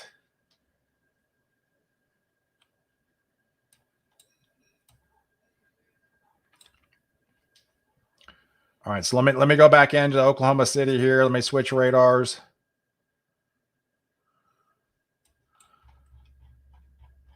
All right, so this is the area of concern that has an area that has that tornado warning. It did have an observed tornado earlier. We still have a radar indicated tornado in and around the Catoosa area, the Inola area.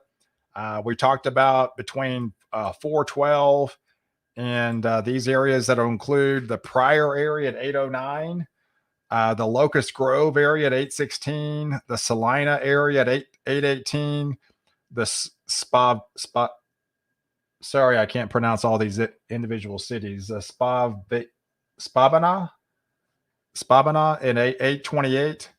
So these areas will be under the gun to seeing some rotation within the atmosphere. It's pretty subtle. It's not as intense as it was. It looks like it's right here within this area, just north of New Tulsa. This is the area of concern that has some sort of little bit of rotation. Again, not as definitely indicated as earlier for sure when we had that tornado that was on the ground. But there's still pockets of showing some sort of rotation within this area, and that's why it's still having possibly a radar indicated tornado within this sector. It looks like it's just south, right along the area of 412 here, heading towards the Inola area.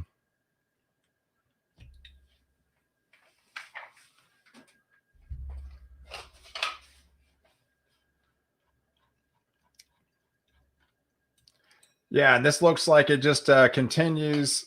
Hey, Easy. Hey, I appreciate it. Thanks for the donation.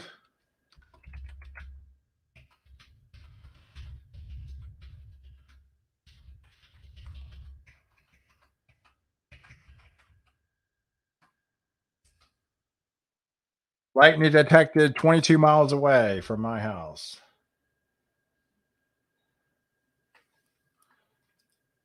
Tornado on the ground is a redundancy.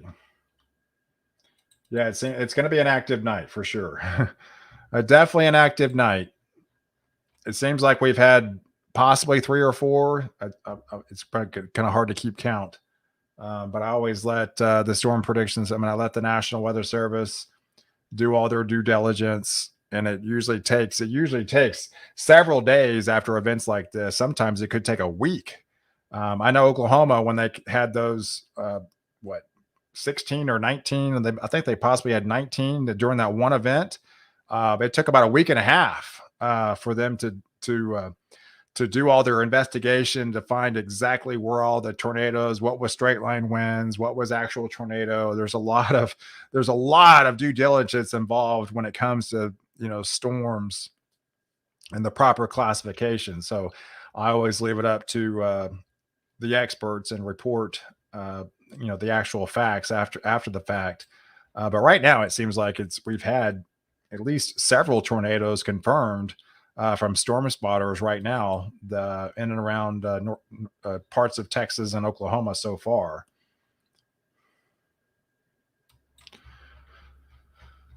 But yeah, so this is the area of concern. I still have the velocity index on. It doesn't have much rotation with it, but it is pretty subtle. But yeah, definitely south of 412 here, heading towards the Inola. So if you live in Inola, you definitely need to take shelter with this dangerous supercell moving at 45 miles an hour.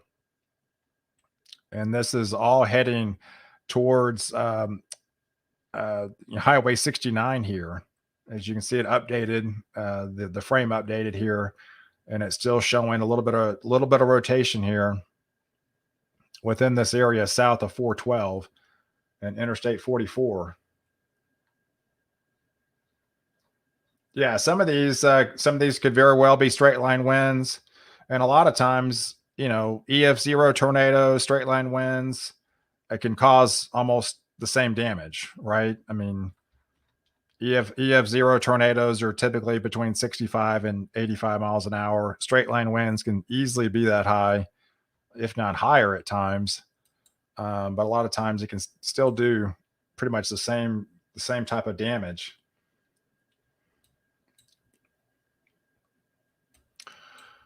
All right, so let me go back to let me go pull it back further south. It looks like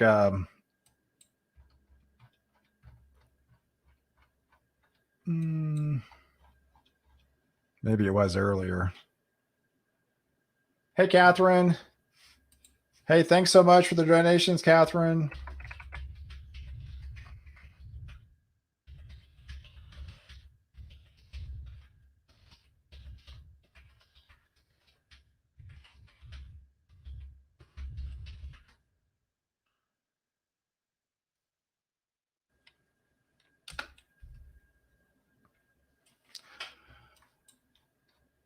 All right, so yeah, let me zoom in here because it definitely looks like there's some larger hail falling out of this supercell again.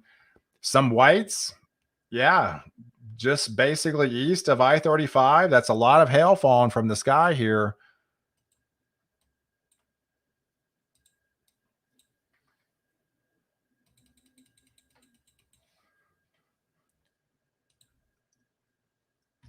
All right, so it looks like right now we've got confirmation on the ground that's hitting the ground as maybe 1.25 inch of hail. That's a little bit bigger than quarter size, in between quarter and half dollar. So 1 inch hailstones falling, 1 inch to 1.25 inch half dollar size hail falling out of this supercell here that has a possibility of going up to 2 inches at times, with all these in and around a lot of the blacks and whites. So this is a lot of hail here moving east towards the Pilot Point area, just north of Aubrey. So this is the area of concern just north of Sanger here that's possibly going to be heading towards the Salina area. So if you live in the Pilot Point area, if you live in the Salina area, your area could be a little bit more higher probability of seeing some of those larger hailstones, as we've seen confirmation from this supercell. If it holds together like this, has dropping right now, confirmation on the ground, 1.25 inches.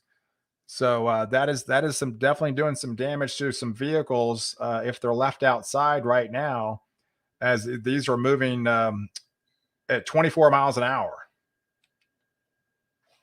Yeah, it's definitely the alpacas take cover. If you're listening, Dave, it's heading your way, buddy. I'm sorry.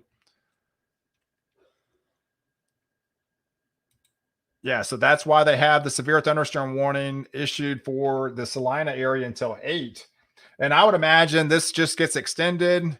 And if you look here, this southern component, if you look here, This is another area that has some larger hail, has some blacks with it. That's a little bit larger hailstones. That is diving southeast. You can see the trajectory. So I would imagine when this thing expires at 8 o'clock, this is going to get extended.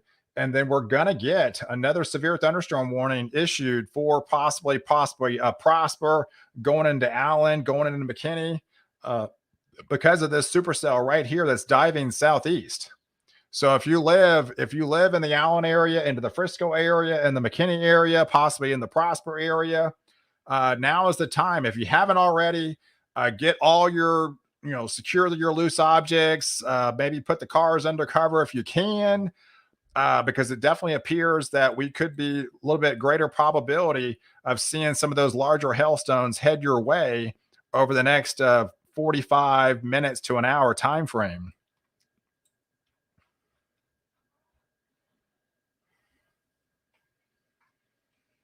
North Salina near Gunter or South Salina near Prosper?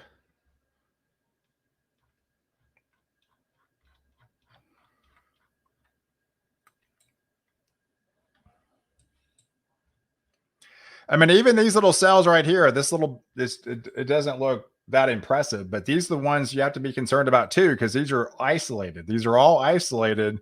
And you definitely have to be concerned in this type of environment, with a lot of rotation, a lot of updraft. There's a lot of lift in the atmosphere. Even this, it doesn't look that bad at all right now, which it's not. But these are areas that you have to be on the concern too when these pop up well out ahead of the storm. Even this down here by north of Garland and south of Wiley here. It's very subtle.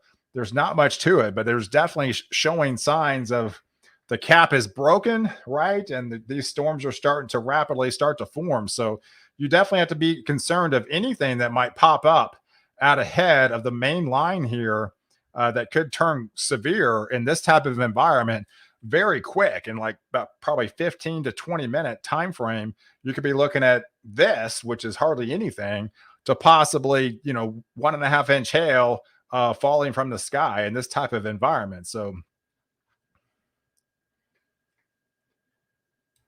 yeah, huge hail and Sanger. This is confirmation.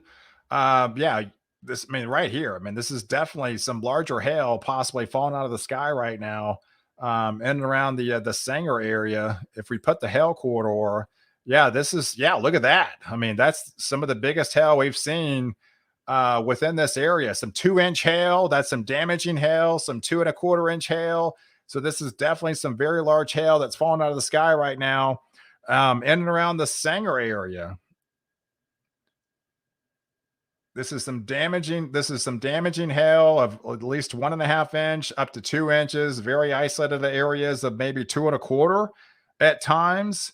As this, look at the area. Look at the big area of hail from north of Aubrey, south of Pilot Point. There's Sanger, south of Valley View. This area is all, look at the twos here. This is an indication that the hail is intensifying, as this continues to update.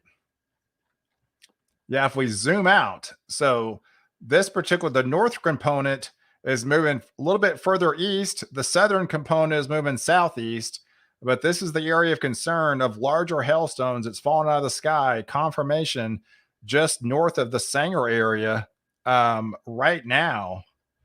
This is all moving east and portions southeast, over into portions of Collin County here. The Farmer's Almanac states is going to be the same as last year, so buckle up for a wild ride.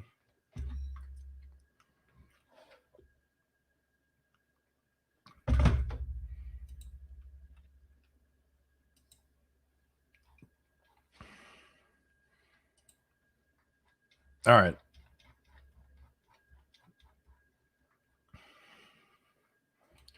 All right, let me take a pause for a restroom break, and I'll be back for a second, because things look to start getting really active here. So, all right, hold on a second.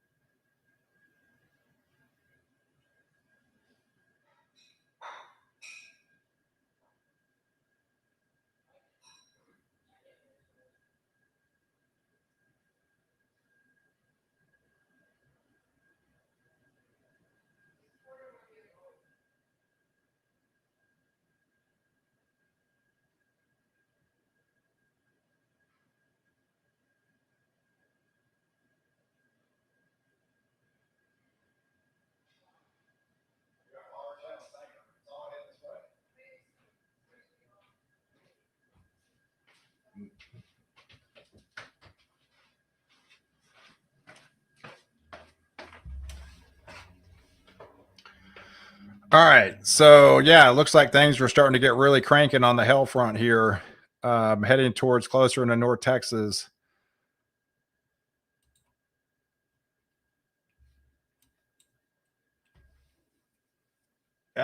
See anything bad heading towards Howe. Let's see, Howe is like essentially by Van Alstine. So there's Howe. Right now, I mean, right now at the moment, this hell core appears it's going to be missed just south of you, but you still got all this instability back here by Gainesville. So all this is heading your way too. We still got, again, till 1 o'clock in the morning, until the severe thunderstorm warning, threat goes through. All right, so here we got another tornado warning right now into Oklahoma. It looks like it got issued 6 minutes ago. This is a brand new tornado warning in and around north of Ardmore into the Springer area and to the Daughtry, Oklahoma area. There's I-35. This is all moving east at looks like 22 miles an hour storm speed. Daughtry at 8:39. So this tornado warning is between now and 8:30. So if you live in the Springer, Oklahoma area, you need to take shelter with this developing supercell thunderstorm that has rotation with it. That is a radar indicated tornado that's warned on radar right now. Just north of Ardmore into the Springer, Oklahoma area, and back here towards the Daughtry area at about 8:39. It should be in your neck of the woods by then. Yeah, so things are still really active in Oklahoma too, and things are starting to get really active closer to home in North Texas. Uh-oh. All right, so now we have a possible tornado. It looks like. Okay, so let me zoom back here because this is an extension, like I talked about, because this is moving southeast. All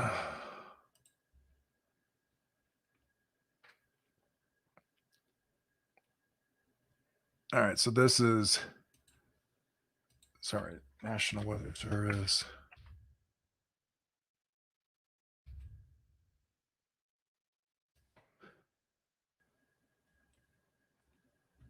All right. So yeah. So this is a new severe thunderstorm warning for Collin County until 9 o'clock. So these areas again, it's moving southeast. So this is an area of concern that just got issued for Collin County for a severe thunderstorm warning for portions of Collin, Cook, Denton, and Grayson County between now and 9 o'clock here. And you can definitely see here, there's a lot of hailstones with it, but there is showing some signs of rotation here. Wow, look at that, guys. This is some serious stuff trying to develop.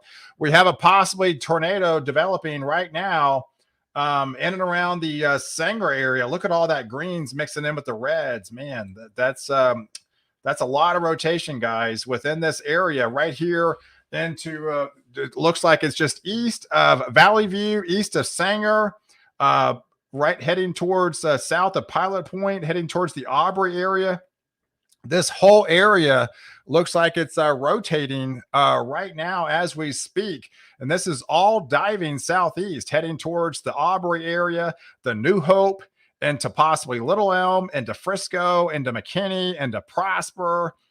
This area has areas of larger hail and possible rotation in the atmosphere of a possible developing tornado out of this supercell. So let me get any confirmation we can get out of this. Multiple severe warnings in North Texas, tornado, Fort Lake, cold front, tornado warning, Springer.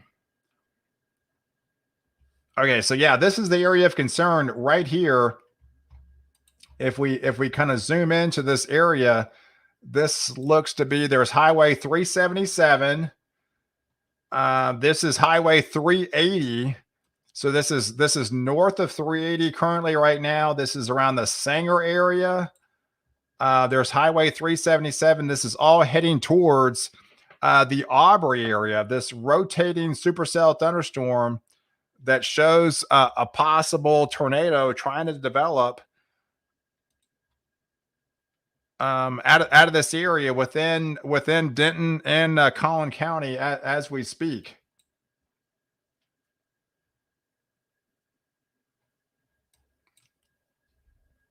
Yeah, so this is definitely the area of concern of a lot of rotation in the atmosphere that has produced that tornado possibly.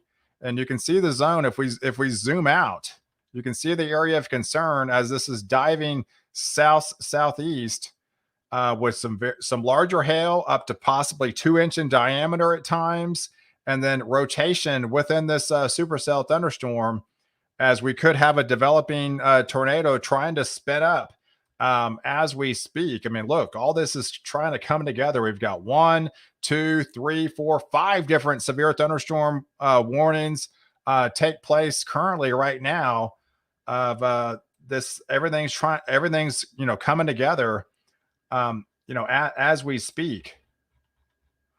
Let me put the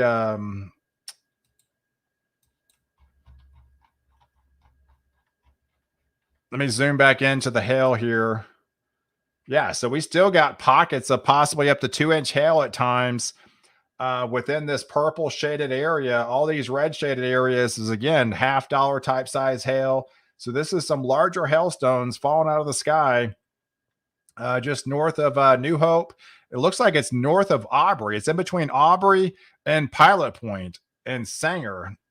This is the area of concern for not only larger hail, but rotation in the atmosphere as this dangerous supercell is taking place right now.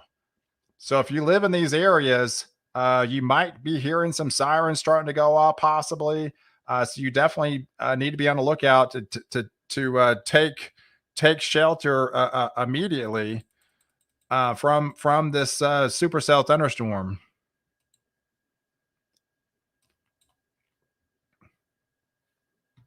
All right, so it just updated. It looks like the radar just updated. Now the larger hail is like literally right over just right over Pilot Point. If it's in between Aubrey and Pilot Point, as this is continuing moving off to the east southeast, it's heading towards the Salina area. Still has a lot of rotation within this supercell. You can see a lot of the greens mixing with the reds. That's the area of the possible rotation within this supercell. And you can look at the beeline here. It's heading right into the Salina area. So right now it's in between Aubrey and Pilot Point. So if you live in the Salina area, you definitely need to take shelter from this supercell thunderstorm as it's showing possible rotation within this area right now and larger hail associated with it too.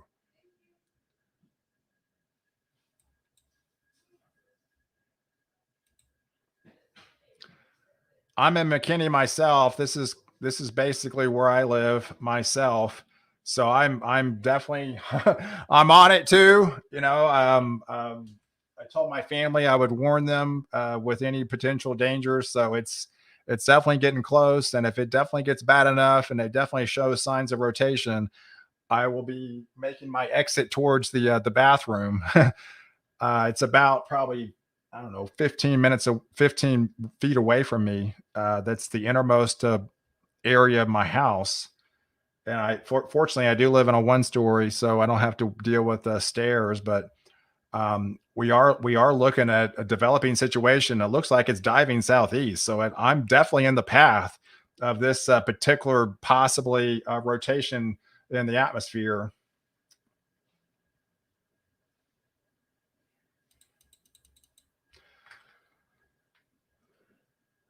Good time to clean out.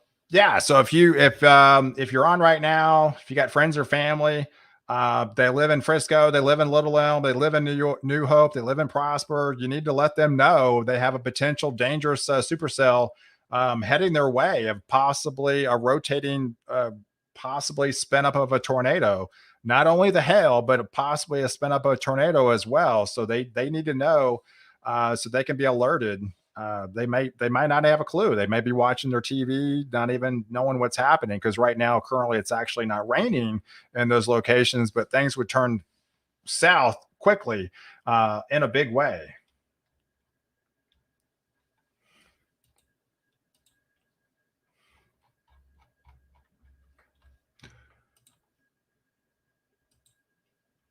Okay.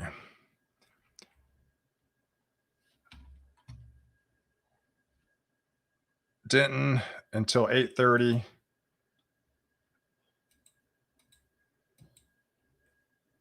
Yeah, so this is if you're just now joining us, this is a developing situation. We've had a, a severe thunderstorm warning for portions of Cook, Denton, and Collin County between now and 9 o'clock for these large supercell thunderstorms. Have a history of producing large hail. This has a possibility of getting up to 2.5 inches in diameter at times, the maximum capability. And it does show some signs of rotation within this supercell thunderstorm. So we definitely have to be concerned. Um, Oh, a 3. Wow. So yeah, this area right here, it looks like it's intensified a little bit on the rotation front. So, I mean, I would not be surprised this thing goes warned at any moment now, because this is an area of concern that it's showing an increased rotation within this area right here, just west of the Pilot Point area between Pilot Point and Aubrey. This is the area of concern that has rotation with it within the atmosphere, and it looks like the rotation has increased a little bit within this area.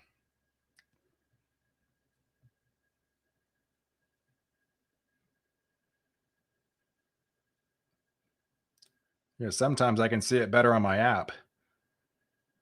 Okay, so yeah, so this is yeah, between Pilot Point and Aubrey. It's moving east at 28 miles an hour. That is yeah, that's the area of concern right here, west of Pilot Point, west of Aubrey here. This is all moving southeast, and it's basically making a beeline towards the Salina area and the Weston area, as well as possibly Melissa, and eventually getting into the McKinney area and to Prosper as well. So this area, these areas are under the gun of seeing some of that rotation within the atmosphere from this supercell thunderstorm.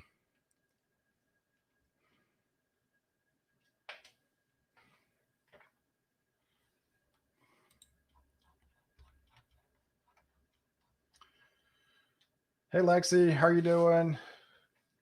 Hey Brody.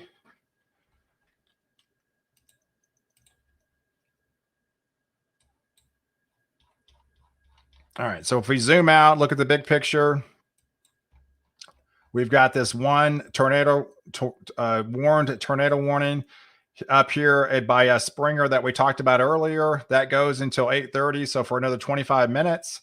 That's still another tornado warning, radar indicated tornado that's possibly showing signs of rotation in and around the Springer area. That's moving southeast at 22 miles an hour. And then we still have that instability that's been showing numerous signs of larger hail and rotation all night long. Now it's over the Chico area, over the Decatur area. This is another area of concern. So even after all this moves through, you still got this back half that has to move through as well. So you could get hit twice within these areas when these supercell thunderstorms. But right now, we're mainly focused on this area right here in and around the Collin County area, just south of Pilot Point, in between Aubrey. This is the area of concern that has a history of producing some of that damaging hail with it. As this is moving southeast, it does still show a possible rotation in the atmosphere from this supercell thunderstorm. So if you live in the area, you definitely have to be on the lookout for, yeah, Pilot Point is getting devastated. And it seems like it's slowed. I mean, 26 miles an hour when these things were moving at 54 earlier. So, um, yeah, between the rotation here and the hailstones here, yeah, definitely Pilot Point seems to be taking the brunt off of these supercell thunderstorms.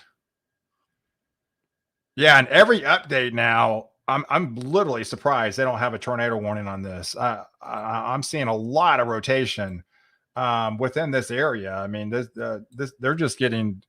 I'm showing a 3 on the rotation now, so that's some pretty intense rotation.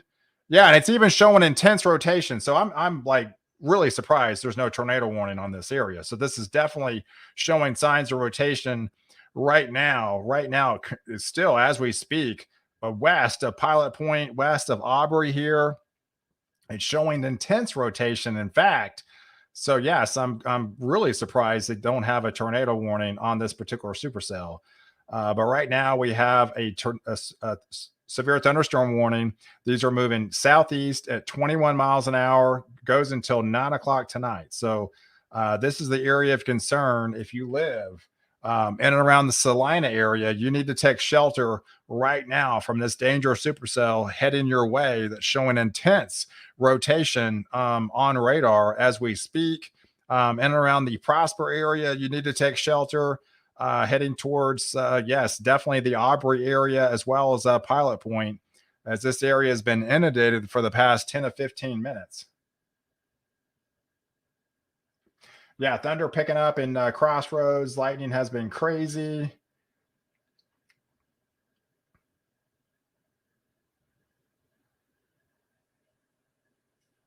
Yeah, I mean, it doesn't appear it's fully on the ground yet. That's why they haven't have a warning, but it's definitely showing a lot of rotation for sure. This could drop at any moment. Um, so this is the area that's concerning, as this is diving southeast. So if you live in the Aubrey area, the back half of this rotation is going to be in your area at 8:37. The Krugerville at 8:39.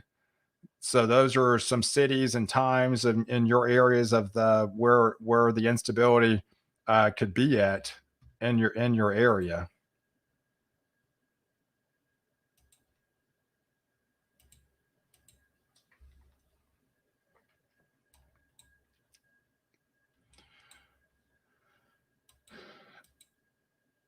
Yeah, so this is you can definitely see. I mean, they're not moving east anymore. These have moved more southeast, and locations in the path are Aubrey into New Hope, heading towards the Little Elm area, heading towards the Frisco area, into Prosper. So these are definitely moving more southeast than they were earlier, moving east. And that area to the north is moving, heading towards the Salina area into the Weston area. Hey, Christy. Hey, what about West Allen? Yeah, here's Allen right here. This is all kind of heading your way eventually. This is all kind of filling in as we speak. So we have a severe thunderstorm watch goes until 1 o'clock in the morning. So we still have another 5 hours left of this. So currently right now, there's not much to be concerned about in the Allen area, but it's probably an hour away, an hour or two away. Um,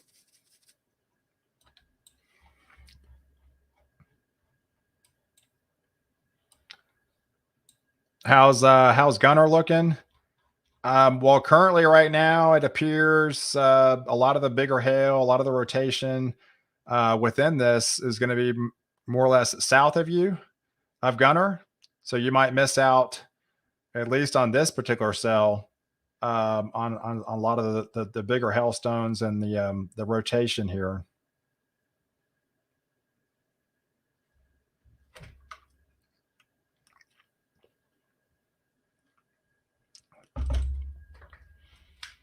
But yes, we still have that severe thunderstorm warning for portions of Collin County until 9 o'clock from this supercell thunderstorm that's currently over the Valley View area into the Sanger area. right here in Aubrey, between Pilot Point and Aubrey here, into Collin County.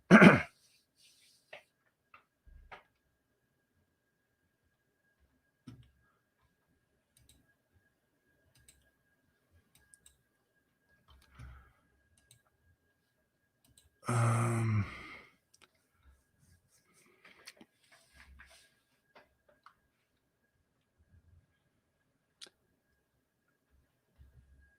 okay, some rotation is developing over Aubrey area south of Pilot Point, keeping a close eye on the storm.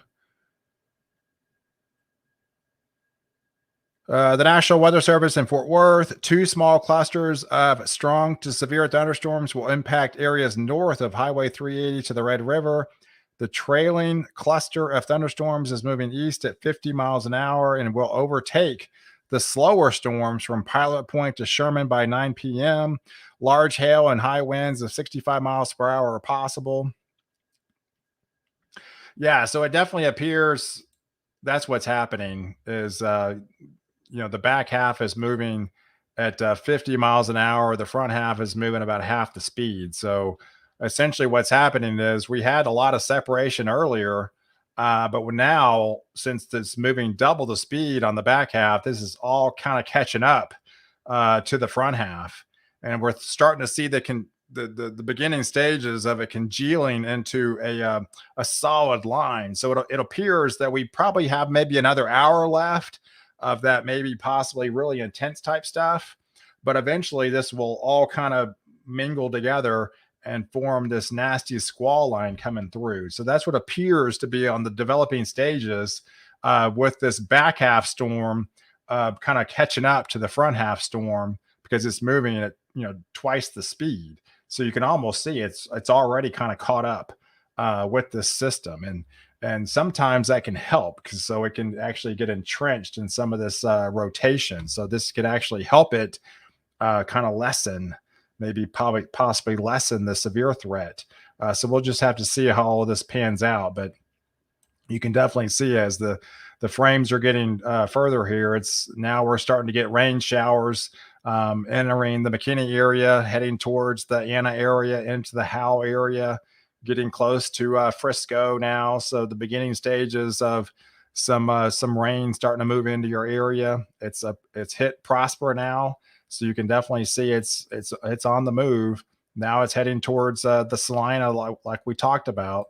Yeah, you can definitely see that a lot of the whites are starting to subside a little bit. Even some of the blacks are not being as apparent as they were as earlier. So we are seeing early stages of this some weakening taking place. So that is definitely a good sign. Um, as it looks like the back component is trying to catch up with the front half of this area. Somebody's asking me about Minnesota. Yes, I think Minneapolis sees their first snow of the year. I think about 2 inches. Right now, I've got about 2 inches from Minneapolis area, where you're probably going to be experiencing even some like blizzard like conditions in North Dakota and portions of South Dakota. But some crazy snow amounts get up towards into central Canada, especially like Winnipeg, could pick up almost up to 2 feet of snow.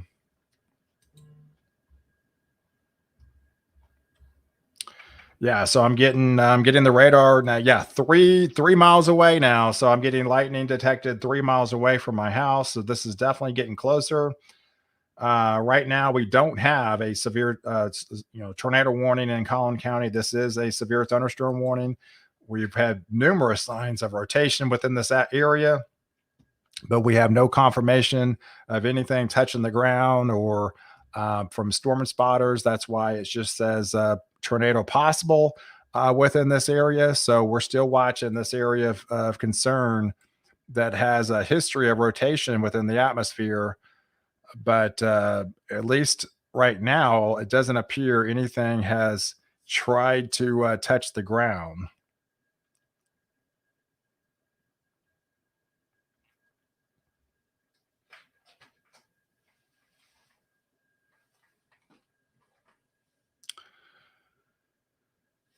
All right, so all right, let me zoom out here.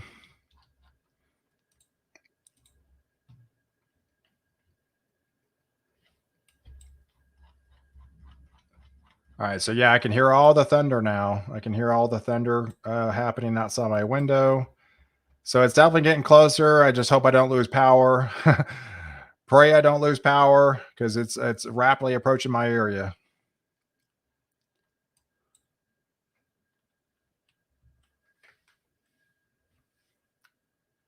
Hey, lots of lightning and wind in Northeast Frisco, 380 and Preston.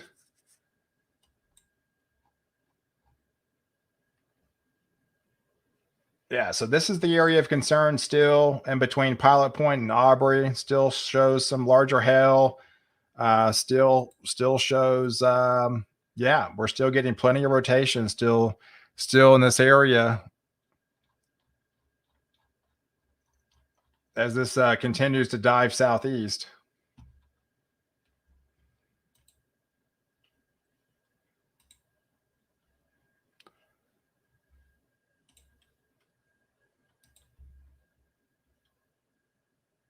Um,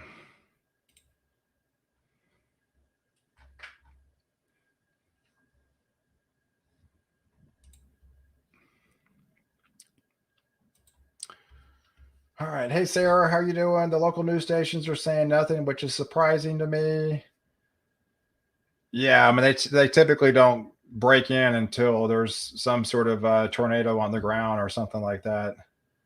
Right now, it's at 8:18. We're in between news coverage.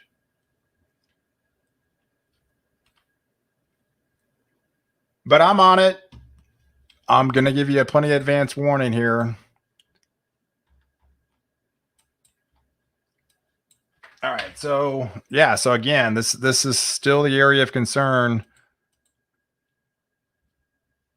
that we have to be concerned about from these the supercell here. Not as intense hail as it was earlier for sure. It's definitely showing some signs of weakening, but it still has some rotation. So we still have to be concerned about anything possibly trying to reach the ground here, because definitely they're showing plenty of rotation here. They're asking about Sherman. It looks like yeah, I mean, you got this cell is just south of Sherman, but we got more instability back here by Gainesville and Whitesboro. That's all heading your way. You can see we've got numerous severe thunderstorm warnings now back from Bridgeport to the Collin County area. So this whole area is now under the gun. And remember, this is the time frame. This is what was highlighted that we could see possible tornadoes, possible larger hail within that 7 to 10 o'clock time frame, so that we're within that area. And it appeared, this is what it appeared between north of Denton, Denton to McKinney to Greenville line northward. This was the greatest area of concern of seeing the higher probability of some larger hail and some greater possibility of possibly seeing a tornado. And that's what we're seeing. And so once these things kind of congeal together, they move south of the 380 area into Dallas, they're going to be probably less likely because they're going to be all connected now. Less likely of producing a tornado and less likely of producing some larger hail.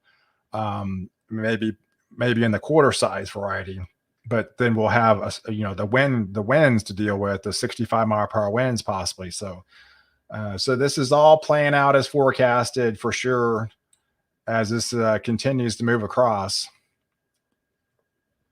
Hey, North McKinney, Melissa's getting thunder. Yeah, I'm definitely hearing the thunder out my window here. I live in North McKinney, so I got light detected 3 miles from my house.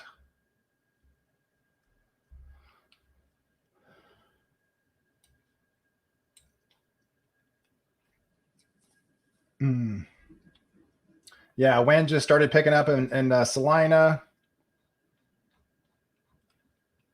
I'm in the historic district and got some rain. Yeah, it's all heading your way in the historic district right here. It shouldn't be too far away, possibly 30 minutes or so. It should be raining pretty heavily by then.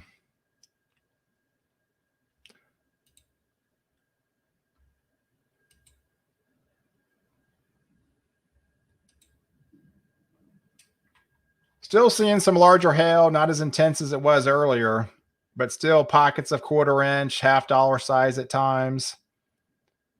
Right around the Aubrey area, south of Pilot Point. That's all heading towards the Prosper and the Salina area. So there's definitely some hail heading your way into Prosper and Salina if this holds together.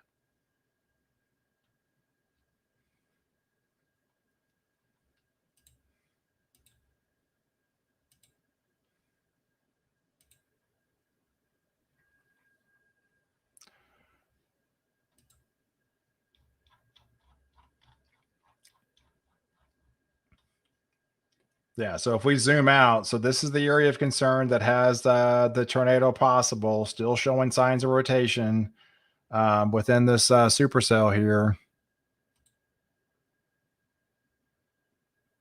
It doesn't appear as intense as again earlier. The rotation is not as intense.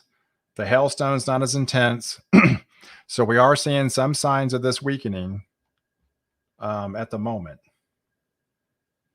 I heard that the siren started a few minutes ago, past 8 o'clock.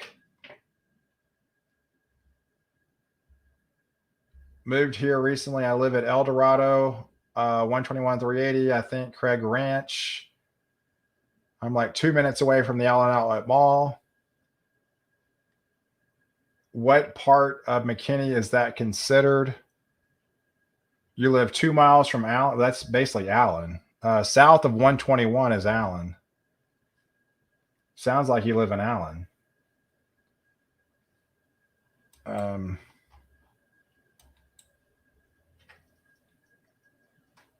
mean, you're probably on the borderline. And if you live like right here. Yeah, 2 miles from the Allen Outlet Mall, which is like right here.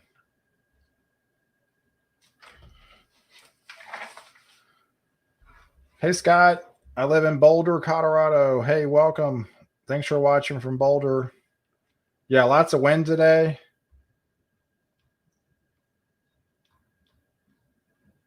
Yeah, on the back side, there's definitely a windy component to this for sure.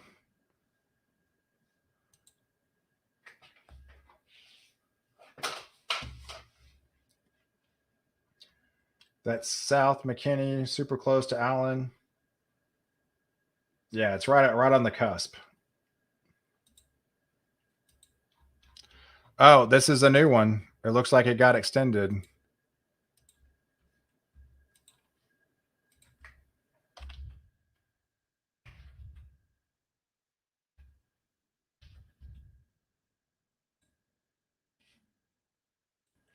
All right, so it looks like this is a brand new severe thunderstorm warning. It got issued a minute ago between now and 9 o'clock. If you live in the Runaway Bay area, the Alvord area, into Decatur, into Slidell, Rome, into Denton, going into Lake Dallas, into Louisville, Roanoke.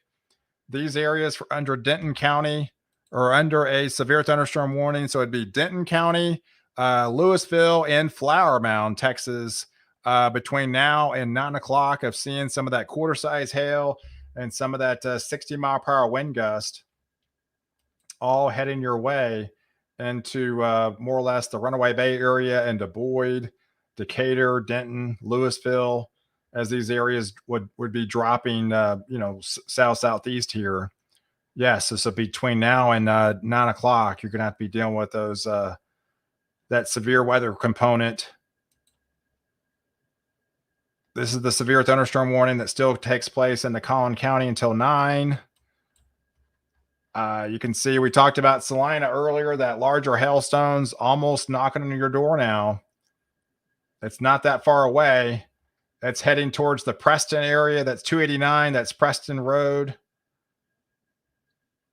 They're still showing some larger hailstones falling out of the sky here. This is probably quarter-inch to a $half at times, falling out of the sky now as this continues diving southeast. This will looks like it's going to be impacting possibly the Prosper area, just between Salina and Prosper here. There's a big area that came out of Aubrey, that came out of Pilot Point, that got hit hard. that continues to move southeast here. And now Prosper and Salina are going to be in the bullseye here of seeing some of those larger hailstones shortly. When will it snow in Louisville, Kentucky? It's supposed to be a much colder second half, especially Thanksgiving week. I will be definitely talking about it, but definitely not in the next week. Definitely not in the next week to 10 days. Hey, welcome to Texas, Morgan. You've already found a great source for accurate weather forecast. Hey, Pamela, how are you doing? Hey, thanks so much for watching. Hail and Bells. Yeah, Bells is north here into the Sherman, the Grayson County area. There's Bells. They're seeing some hail here that he's talking about just in and around the Bells area. Indiana's gonna probably get a dusting or two, 1 or 2 inches. This weekend, maybe late Saturday into Sunday morning. At least the northern half.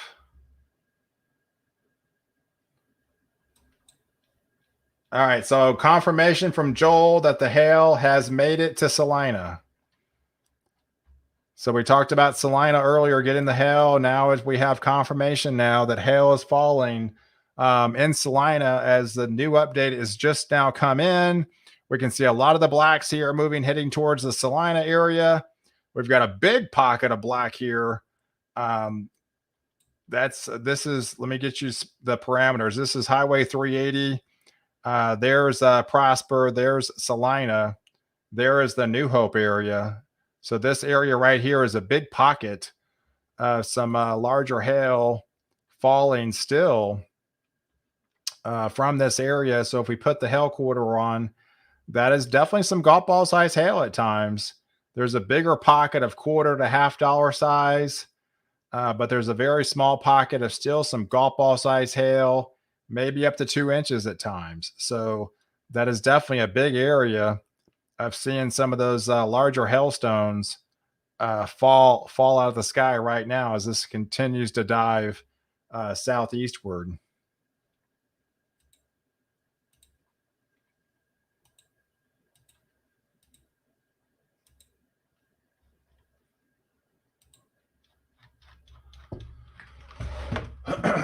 Get my coffee here.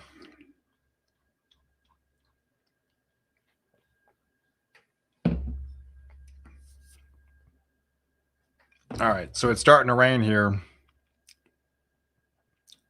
I'm starting to hear the bigger raindrops. All right, so it's already actually rained 1/10 of an inch. Actually, it's been raining for a while. I just now hear the bigger rains.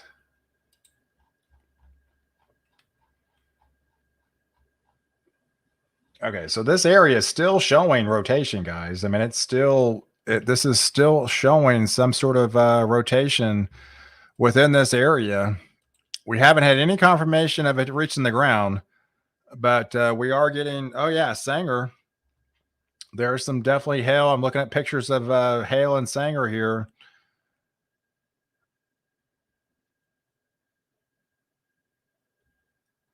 Yeah, rushing out of the gutter. It falls on the roof.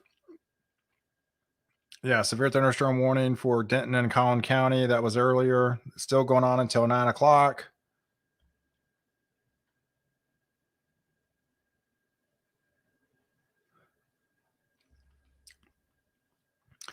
Yeah, severe thunderstorm warning for Denton, Jack, and Wise County until 9 o'clock. 60-mile-per-hour winds, quarter-size hail, maybe some little bit isolated pockets of bigger hail at times. Let me just give you some cities and times, possibly Denton at 8:33. That's knocking on your doorstep right now. The Rome area at 8:44. Louisville at 8:54. The Hazel area at 9:02, Plano, Texas at 9:08, the DFW airport at 9:12, Fort Worth at 9:21, Dallas at 9:27, That's basically for Dallas Love. Arlington at 9:31, Mesquite at 9:37, Mansfield at 9:44, Midlothian at 9:56. Just kind of give you an idea of the leading edge of some of these stronger storms could be in your area.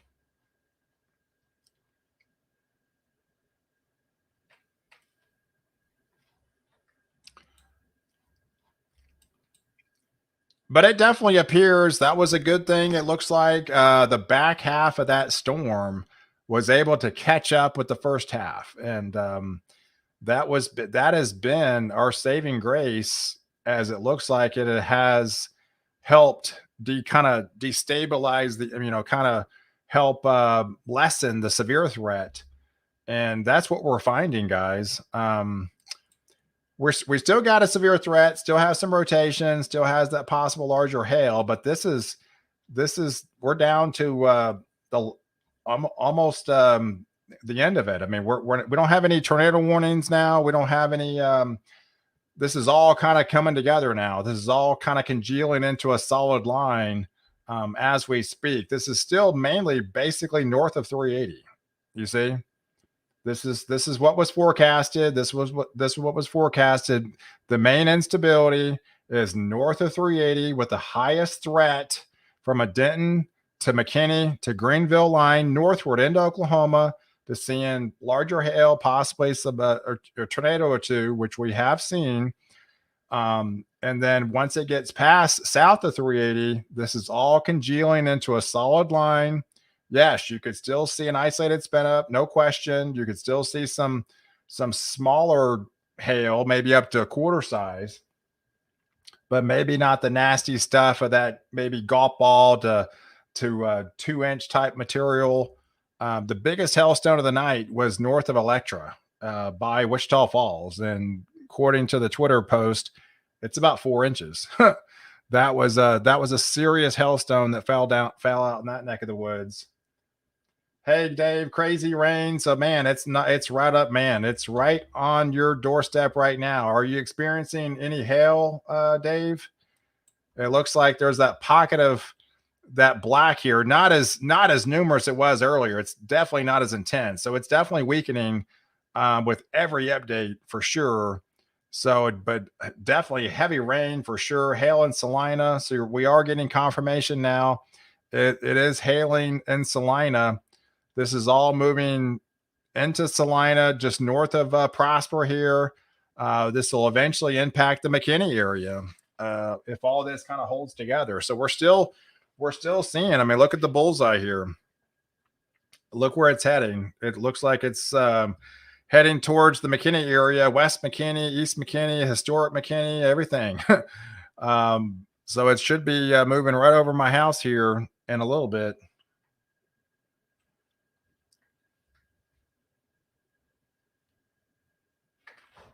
Anything near Gun Barrel City? Yeah, pebble size hail and Salina. Yeah, we're not seeing the blacks any. I mean, we're not seeing nearly the coverage and hail as we were seeing earlier. We're definitely not seeing the whites. So the hail has come down for sure, no question. We're not seeing nearly the intensity as we were seeing earlier for sure. These are all good signs as this looks to continue to merge together. So if we zoom out, there's no isolation anymore. We're not seeing any isolation from any of these supercells. These are all connected. That usually helps lessen the severe threat, and that's what we're seeing. So these are all good signs, but we just got to get past this target area right here that's still producing some larger size hail. Looks like the update from the radar updated again. There's even less blacks that were showing up than we were earlier. So still, it's continuing the weakening phase as this continues to move southeast. Yeah, pea-size hail in McKinney. Yeah, we can deal with the pea-sized hail, no question. We just can't deal with the the quarter size, the half dollar, the golf ball, the tennis ball, that type stuff.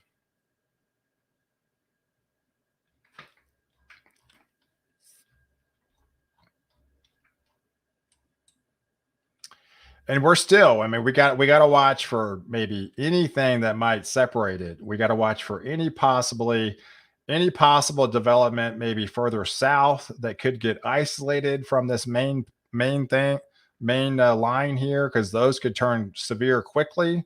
So we still have to be on the lookout for anything that might develop in this area, well out ahead of it.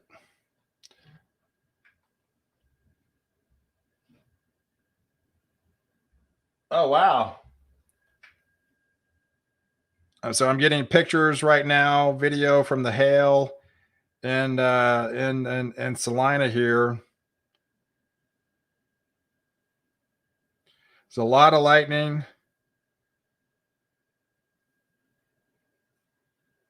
Is that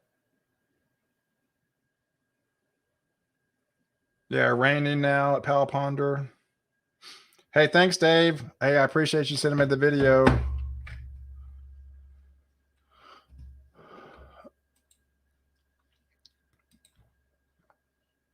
All right, so let me put the velocity index on here again. I mean, we're still seeing subtle signs of rotation. It's still showing some signs of rotation here. That would be right along the 380 corridor. This is 380. There's Prosper, there's Salina. This area right here, just north of Little Elm, is still showing some signs of rotation here. Definitely not as robust as it was showing earlier for sure, but still showing some sort of, say, spin in the atmosphere right along the 380 corridor here, heading towards Prosper into Frisco and eventually into McKinney area.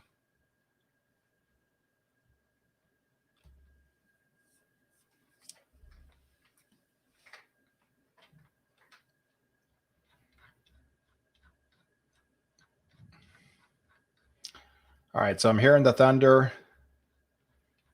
Yeah, somebody's asking me about the temperatures. Yeah, so you can see the temps here. Yeah, so it's 66 in McKinney, 72 in Dallas, where the front has moved through in the back half. And Bowie, remember Bowie earlier had all that instability. Now we're down to 57. So it looks like about a 10 to 15 drop, 10 to 15 degree drop from Denton, 72 degrees, back down to Bowie at 57. So like places like Bowie, for example, you're done for the evening. You're not going to get any more rain out of this deal. So you're definitely done for the evening. It's past you. You're definitely cooled off. You're in the cool sector now.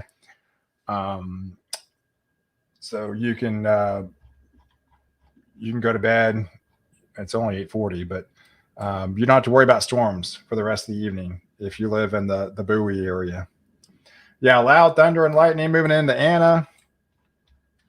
Yeah, so everything's closing in now into the Prosper area. It's pouring in Salina, a lot of lightning heading towards the Van Alstyne area, heading towards the Melissa area, heading towards the McKinney area, eventually into Frisco, pouring in Denton here. We've got that severe thunderstorm warning that extended into portions of Denton as well. That goes on until 9 o'clock. And these are all moving. These are all going to be moving southeast as well. So there are some times and locations from that particular area into Denton at 8:50. Sorry. Denton at 8:56, and to Flower Mound at 9:16, and to Louisville at 9:17. The Keller area at 9:21. Grapevine at 9:24, Capel at 9:25, Colleyville at 9:28, Carrollton at 9:31, Farmers Branch at 9:32. So there's some areas and times that could be in your location from these some stronger wind gusts of 60 to 65 miles per hour at times. and then some quarter-size hail potentially within the area.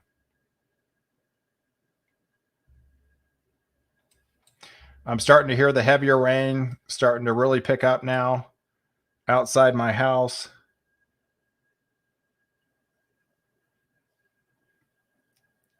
I was expecting about an inch of rainfall from this particular event, so we'll see how much we get.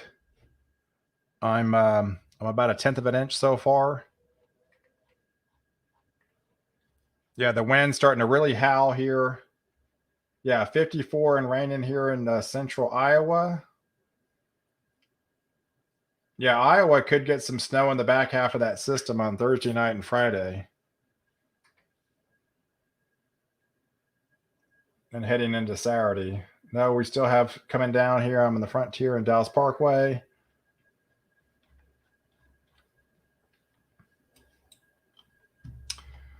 All right, so if you're just tuning in, it looks like I got about 1,500 people watching me live here. So I got a lot of people watching.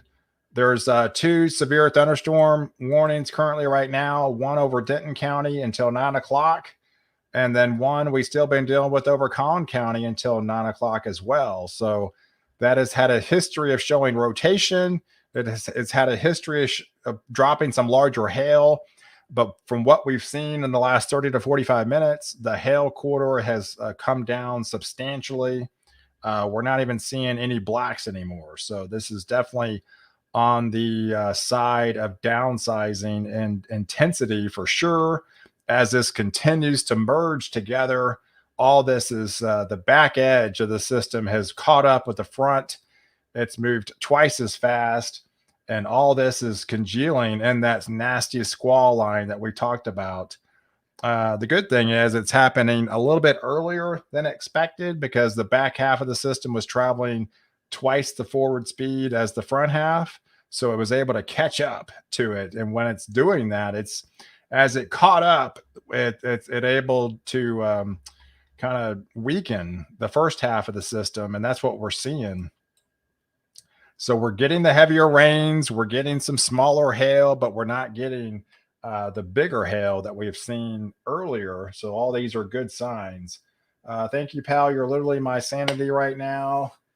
Do not officially raining hard at 380 and 1385. Hey, Travis, I appreciate the report. Thanks so much. Yeah, so this is all moving down. Now you can see the polygon here, they call it. This is all moving southeast. This southeast component that's dropped south of 380 now, heading towards the Argyle area into Lake Dallas, into Louisville. So this is another area of concern. You're going to see some of those stronger wind gusts start approaching your area. So yes, the leading edge of this is still going to show signs of rotation. That's no question. So it's not out of the question. You can't get a quick spin up tornado, quite quick spin up. But mainly this is going to be going into just a nasty squall line event. Some larger wind gust could start to take shape out of this. Now the wind threat is going to be starting to be one of our main components from this storm, as I'm expecting these winds to really start to increase as these start to come together here. Yeah, so I'm starting to hear it really pour down.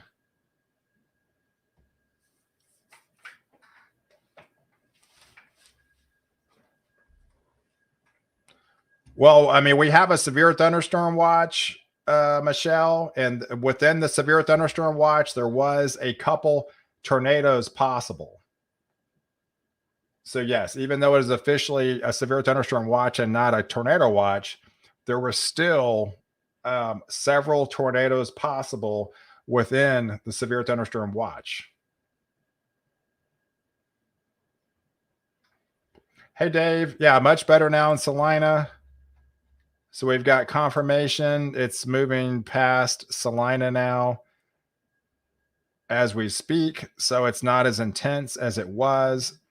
You know, you can definitely see we're not seeing nearly the blacks. We're definitely not seeing the whites anymore. We're just seeing the pinks. That's an indication some of the heavier rains, stronger wind gust. I mean, we're still seeing tornado possible because it's still showing some signs of rotation still. But again, all this is merging together, and this is going to be a nasty squall line as this moves through here. So it looks like the Aubrey area could be under the gun, and at 9:15, the Krugerville area at 9:17. So yeah, this is what I'm talking about here. That this little cell that broke out here in Azle. So yeah, this is definitely a little bit concerning to me because this is isolated. This is isolated in nature. It's well away from the main component. So we have to watch this cell right here if it's able to gain in intensity, because you definitely have to be on the lookout for anything that might break off from the main system, turning severe quickly. Yeah, so Hail and Prosper. I hear it pouring now. It is raining really heavily outside my window now. Yep. Hey, Jessica, pouring at Coit and 380. Crazy lightning and Prosper. It shook my windows. Yeah, so things are going to start going downhill quickly. And if you live in Collin County here,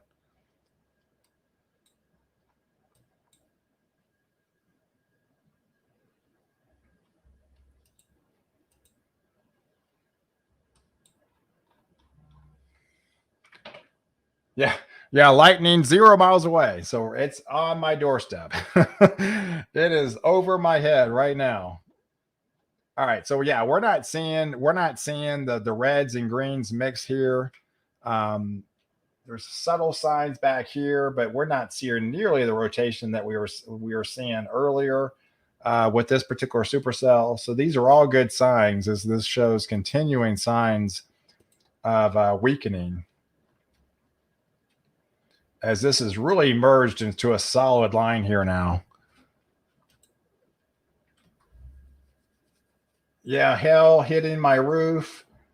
East Prosper, hail and high wind here in Salina.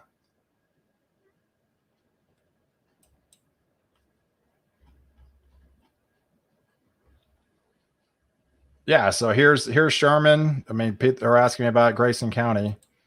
There's not a severe thunderstorm warning in Grayson County currently right now. We're just seeing some heavier rains into Sherman, into Whitesboro, going into Denison. It's almost over actually for you, as this will continue moving across. These are moving more or less east southeast. So I would actually say you're probably done with a severe threat into the Sherman area and the Sadler area, possibly the Gainesville area, as it looks like the severe threat has continued to push further south and southeast. So you're still getting some of the heavier rains in the Grayson County area, but not really too terribly concerned about the severe threat. The severe threat has shifted further south. So what could be possibly left of it? We still have the severe thunderstorm watch until 1 o'clock in the morning. And remember, the severe thunderstorm watch goes all the way down into Ennis. It goes a long ways. So in this blue area. So if you're just now tuning in, this is the severe thunderstorm watch. So right now, everything is pretty much north of 380, but we still got a whole southern side to deal with.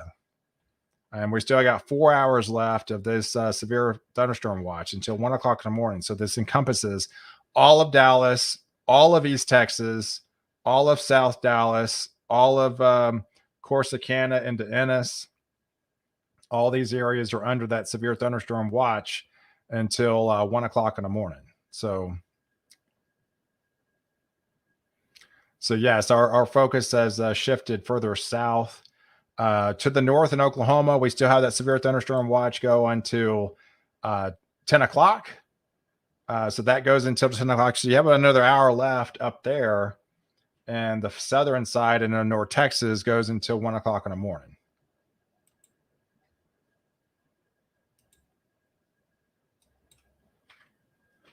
Yeah, lots of wind south of 380 and lots of rain. Coit and Independence, it's pouring.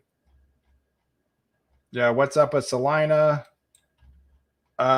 It appears the bulk of the rain in Salina has at least the heavier component to it has subsided. Now you're just getting some light to moderate rain moving in the backside. Any hail threat that's left has shifted further south. Now it appears it's portions of it over Prosper, portions over south of 380 here, heading towards the Frisco area. This looks like to eventually get into, say, the Allen, maybe the Plano area. But again, it's not nearly as intense as it was earlier. The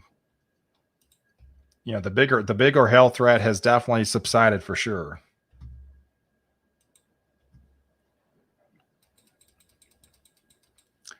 Yeah, what's having now, we're mainly getting some pea size, some nickel size, and there's pockets of times of, say, some quarter-inch hail, which is right now probably what's happening in and around the Prosper area. So where these blocks are located here, we're still probably getting some up to 1-inch hail at times, some quarter-inch type hail. But for the most part, a lot of the hail threat has lessened substantially from what we saw earlier. Yeah, hey Jessica. Yeah, pea size hail, 380 and Coit. That's about right. That's about what we're seeing. And again, this is the area of concern. I mean, we talked about these isolated things. We looked at 5 minutes ago. It wasn't much to speak of. Now we're showing some pinks, right? So, yeah, I mean, this could turn severe quickly. It already is showing some heavier rains. This is all isolated away from the main area. So this is north of Sanger, north of Sampson Park. So this is another area of concern that we have to watch. Here's an outflow boundary that's going to be able to push some of the storms out ahead of it and able to help keeping these survive. Look right here. It's really evident right here. Look at the outflow boundary right here on the south side. It's about 3 or 5 miles ahead of the main line. This helps push this instability further south and help hold these thunderstorms together. So that's what we're seeing. So this is definitely going to be pushing further south. This is all heading towards the Fort Worth area, going to be heading towards the Bedford area, eventually the Dallas area, heading into Louisville. This is an indication that all this is going to hold together, and it's going to hold together fairly nice as this continues to push southeast.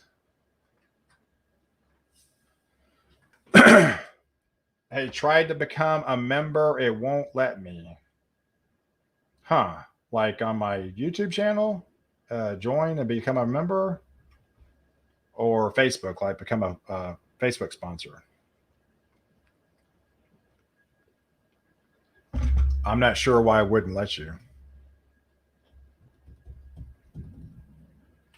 Hey, Brandon. Yeah, I mean, right now we're just getting some smaller hail, and there's hardly any blacks showing up in this area of concern. I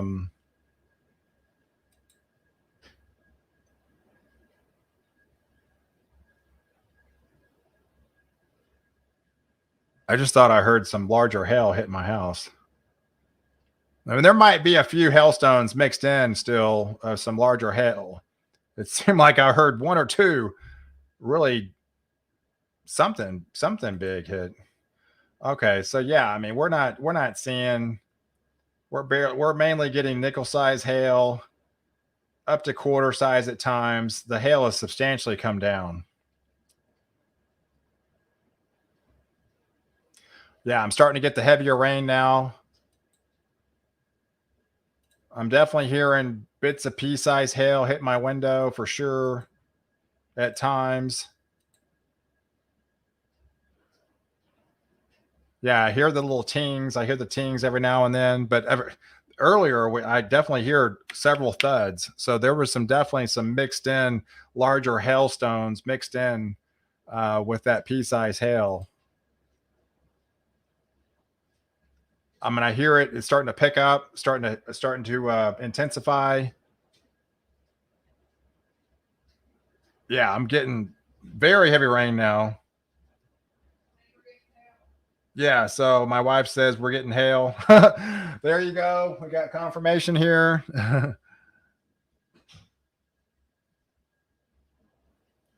Yeah, I can definitely hear the hail hit my window every now and then.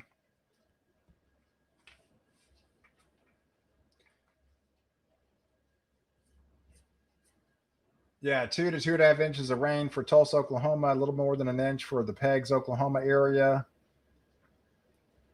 Pea-size hail and Independence. Yeah, so right here, I'm just hearing the wind just really roar outside my window now. It is coming down in buckets.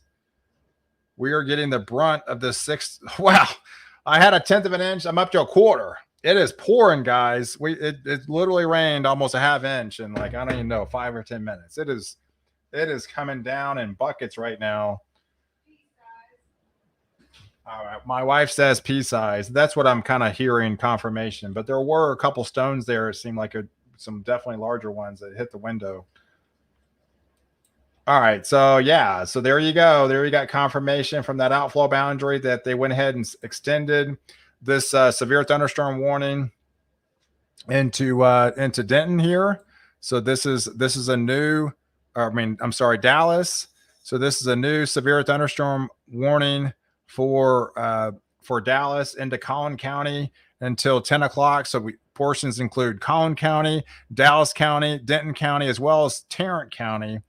All these areas, essentially from Weatherford to Colleyville to Fort Worth to Dallas to Royce City and to Plano. All these areas are under that severe thunderstorm warning until 10 o'clock tonight, as the really evident outflow boundary has formed, is going to help push these storms further south and hold these things together.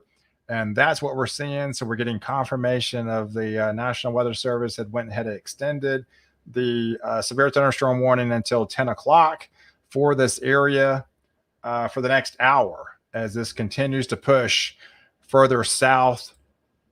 This is essentially moving away from the Grayson County area. It's not severe at all anymore in the Grayson County area. The rain has ended in Bowie. The wind is just howling outside my window. We're probably getting those 40, 50, upwards to 60 mile per hour gusts at times.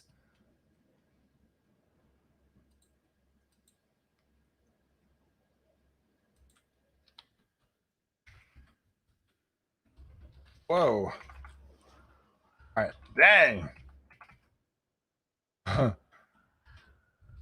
Yeah, their wind is just whipping.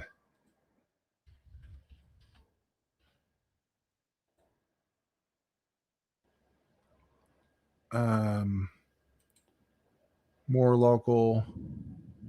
All right. So that was at trying to get some wind gust here, but McKinney National is on the east side. It really hadn't hit there yet. They're getting 22 mile per hour wind gusts, but the official report is on the east side of McKinney here, so it really hasn't hit that area yet. But the wind is roaring outside my window.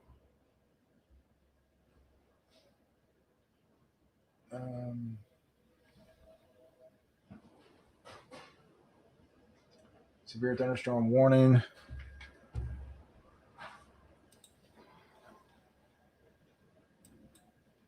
Hey guys, hey Donald. How fast is it moving? So this line is moving right here at southeast at 30 miles an hour. So the new line is moving southeast at 30 miles an hour. So you can see the warning that was issued until 9 was able to expire. Now that has moved further south. So mainly going to be more or less south of 380. This is a lot of the area south of 380. Still that northern component still left over into Collin County and to Prosper, getting out of Salina now. Now the severe threat has moved much further south, heading towards the Flower Mound area. Eventually, the Fort Worth area will be hit. Eventually, the Dallas-Fort Worth area, Dallas airport. I would imagine they're going to have a ground stop at DFW Airport here shortly because they're not going to be able to take off in this type of atmosphere. There it is, pouring in McKinney. It's still raining heavily outside my house. It appears we're still getting some pea-sized hail at times. I'm hearing the tings on my windows. Hey, Michelle, hail at Custer and El Dorado. Is that rain or hell? It's rain and hell. It's yeah, definitely a mixed bag of. Sounds like the windows are going to break. Yeah, I mean the winds are just ripping right now. They're howling. They're screaming out of the north. So the intensity is right over the Collin County area as we speak, over Prosper, over Frisco, over McKinney, over the Denton area, over the Justin area. So if you live in these areas, that's what you're feeling right now is the main brunt of this system. It is the 9 o'clock hour right now. I've been live for 3 hours. So thanks for watching. Protect the puppy. Hey, Lance. Yeah, the puppy is safely in her crate. We had a lot of playtime earlier. We wore her out, so we were outside. I was outside most of the day with her, so she's actually probably completely worn out now. Yeah, I know. I was outside with her earlier, and there was this. She's still 6 pounds, so a little bitty thing, and there was this falcon or hawk that was like lurking in the area. So now I've got to be concerned about this. Maybe a hawk trying to swoop down and maybe try to pick her up. I mean, she's only weighs 6 pounds now, so it's a possibility. So now I got that to worry about until she gets a little bit bigger. So yeah, I'm gonna have to definitely be on my eyes and ears with that potential hawk. Hail increasing in McKinney. Hey Matt, how's it going, buddy? Yeah, depending on where you live in McKinney, it was definitely hailing at my house earlier here north of 380, west of McKinney. And then this is now moving a little bit further south into south of 380 into the historic district of downtown McKinney, heading into Frisco. The bigger hail, a lot of the blacks, a lot of the whites have almost non-existent now. So this is mainly heavy rain, very high winds, and some pea size, maybe some nickel size hail at times. As you can see, most of the hail has definitely subsided. Really, there's just pockets, just isolated pockets of blacks here. But other than that, nothing substantial. Still watching this area that's out ahead of the main line and north of North Richland Hills. Hasn't turned severe, so we have to watch for this area. There is someone showing signs, some darker reds and some pinks, but it is out of the head of the main line, so we have to be on the lookout for that. I mean, even things as subtle as this. I mean, even things as subtle as a Cedar Hill area. Anything that separates it in this type of environment, you have to be keeping an eye on and see if it's able to turn severe.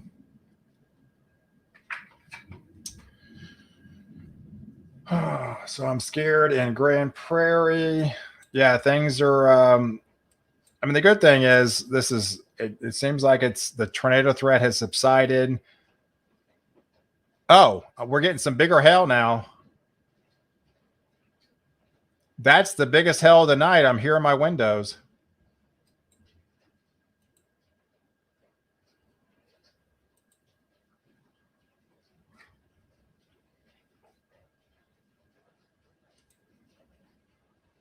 All right, it looks like there's a pocket of Frisco here. Got some quarter size hail here that's popped up here just on Preston Road.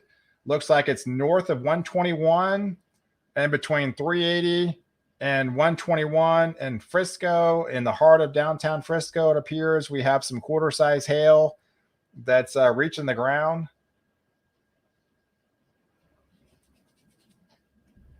And I'm hearing it outside my window too.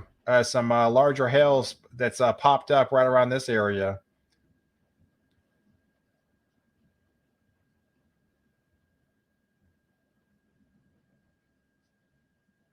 Yeah, there for like a minute or so. Marble size hail in Salina. Hail hitting now at Twin Creeks and the golf course West Allen. Yep, there you go. There's West Allen. That's the confirmation. The radar just updated. And yep, there's the hell you're talking about in West Allen here. That's all around along the I-21 area, Preston, and between Preston, say Coit, going into say Custer area into West Allen. They're getting some nickel size, some maybe quarter size hail at times. So definitely be on the lookout for that. Yeah, there's the some hail over McKinney, some pea size, nickel size hail over McKinney area, downtown McKinney.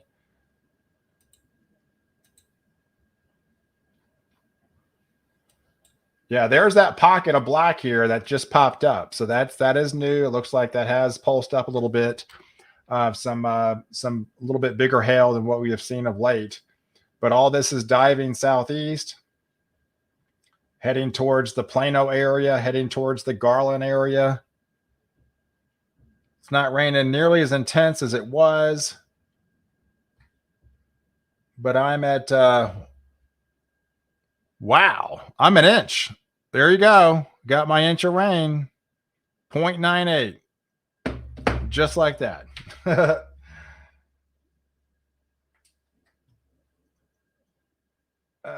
A severe thunderstorm for Jefferson. Had rain, wind, and small hail in Frisco. Yeah, so let me zoom out here. All right, so there's Durant. Here's Paris.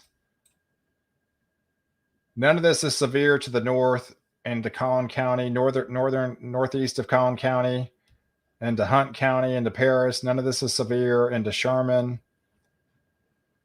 The severe component still with the heavier rains and some higher wind gusts are in and around the Denton area, McKinney, Frisco, Allen. This is all heading south towards the Dallas area, Dallas Love Field, Dallas Fort Worth. Power went off at Virginia and Jordan. Oh no. I'm hoping my power stays on. We got through the brunt. We got through the brunt of it. But it did not take long to get an inch of rain, guys. That was not that long at all.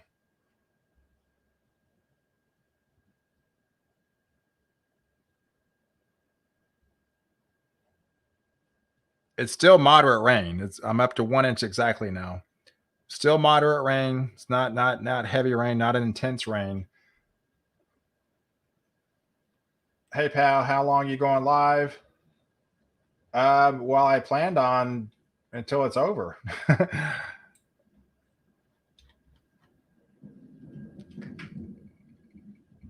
Still maybe a couple more hours. I mean, it really depends on the severe threat technically. But the good thing is it's not as intense as it was, right? I mean, it looks like a lot of the instability has subsided. Looks like the tornado threat has come down. The health threat is not nearly as intense anymore. We're mainly seeing a higher wind threat heading in towards a higher wind threat that we're seeing. Yeah, starting to get wild in Allen. Oh, there you go. Yeah, here's Allen. This is what he was talking about. All the heavier rains approaching the Highway 75 here. It's pouring in Allen as we speak. You can see a lot of the pinks. This is the area that just hit my house. I mean, I've got an inch. We're now 1.05, so this keeps adding up. So yeah, this is a good solid inch of rain and probably about a 20 or 30 minute time frame. This is some very heavy rain over this area right here as it continues to push further southeast. Hey, Michael.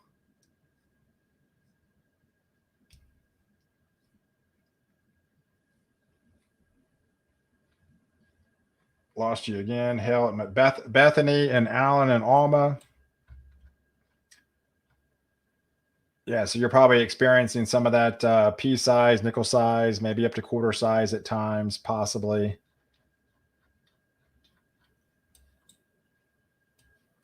All right, so let's swing over to Argyle. That's heading towards just north of Trophy Club.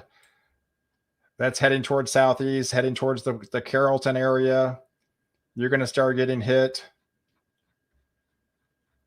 Yeah, seems pretty calm now.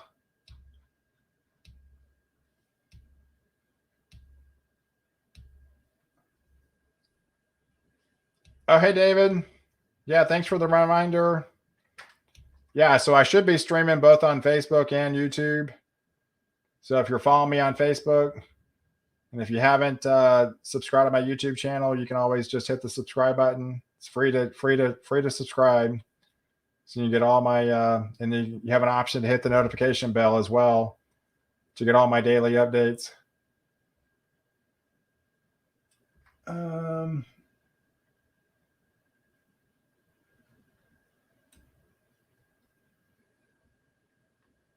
Trying to read all the comments. They're coming in so fast now.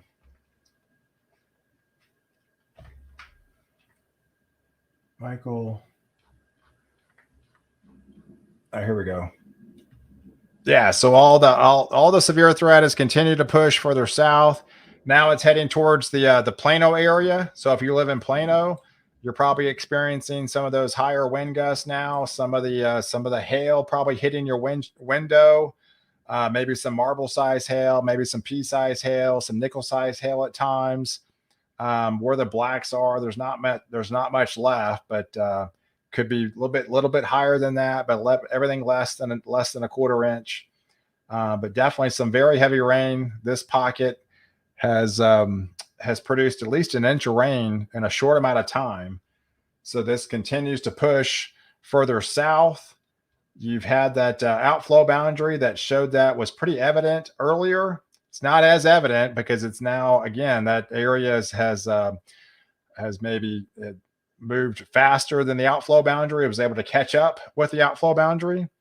So all that basically means is we're losing our forward push further and further south. And that's why the severe threat more or less ends into the Corsicana area. So eventually all this will be heading towards, extending possibly into the Corsicana area. It may not even be severe at that point because we're seeing, lesser and lesser severe impacts. But we still got in the area blue highlighted the severe weather component that's the watch is located under between now and still 1 o'clock in the morning. So we have another 4 hours left. This is expected to continue as this continues to dive further south. All right, so we'll remove this back off. So it looks like we've got a little bit of instability that popped up northeast of the Metroplex into the Honey Grove area, into the Paris area, into Blossom, heading towards the Roxton area. This area is moving east at 38 miles an hour. This is also a brand new severe thunderstorm warning that goes on until 9:45 for some of those higher wind gusts. This is mainly issued for that higher wind gust, so that 60 mile per hour range, not really a hail component, not really a tornado component attached to it, but definitely some higher wind gusts. You could be feeling the effects from that system. But yeah, so if you live in the Allen area, if you're heading towards, say, probably towards the Wiley area, that's going to be another area that's going to be knocking on your door shortly. Of those higher winds, of those heavier rains, going to be impacting your area here shortly.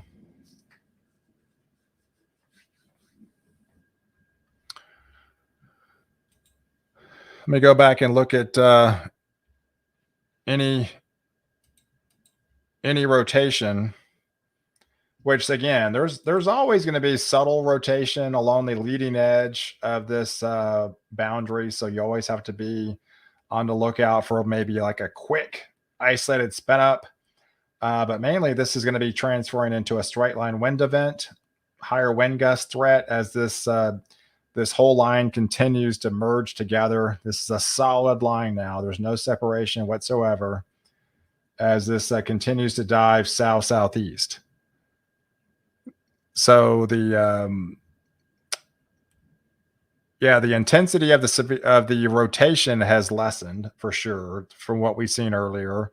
The hail component has lessened as well. Now this is mainly a wind threat. This is what we're seeing. It's mainly going to be a wind threat, which you can't rule out an isolated tornado to spin up on a main line. But the severe threat has substantially lessened from what we've seen earlier.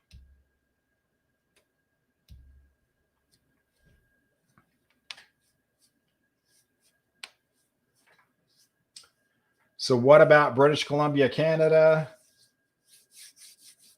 Well, right now, I mean, you're going to miss most of that snow. Most of that snow is going to be hitting towards maybe Saskatchewan, Manitoba, and to Ontario. Um, yeah, you're gonna be on the west of that, so you're gonna miss out. You're mainly gonna be. But yeah, if you want to follow my daily updates on my regular YouTube channel, on my morning reports every day, you can certainly do that. I'll be updating again in the morning. I updated again, this morning. Yeah, but for right now, I'm mainly trying to focus on the severe threat for tonight, in and around Oklahoma and the North Texas. Hey, Chum. Hey, Rowlett. Awesome. Thanks for following from Rowlett. Hey, seriously, appreciate the donation.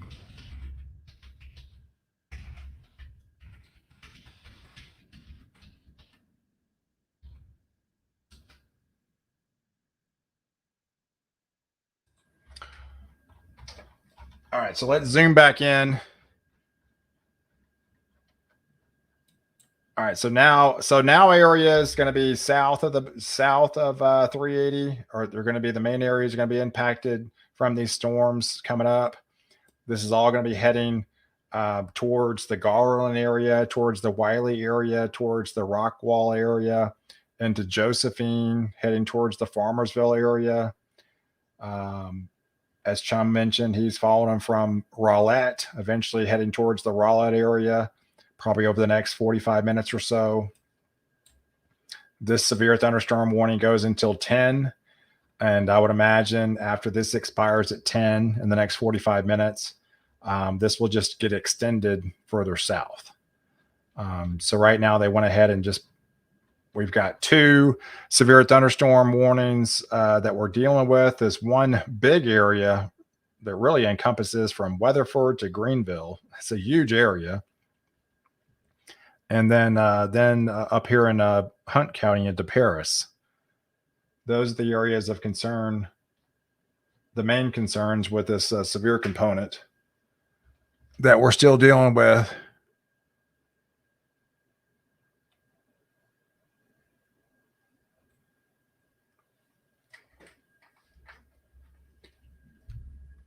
All right. Hey, Stormy. I wonder how fast it will cool off after the storms pass. Yeah. So if you look, I got some temperatures on here. It looks like Ardmore's around 61, Durant's at 63, Sherman's at 66. You're still in the warm sector here into, say, Dallas. It hasn't hit, say, the Carrollton area, still at 72. So you're in the warm sector here, right around 70 degrees into Dallas. So it's about a 10-degree drop from, say, Dallas Love Field to Denton, and another couple of degree drop as you head towards Bowie. So it appears to be about a 10 to 15-degree drop back behind the front after this clears out. And then what is this? Today's Wednesday, tomorrow's Thursday. I think as you get into, say, Saturday morning, as things really start to rapidly clear, then we have clear skies, light winds. That's when you could probably get low enough again, probably get in the low 40s within the Dallas-Fort Worth Metroplex, probably 40 degrees at the airport, maybe some upper 30s, mid 30s in the outlying areas.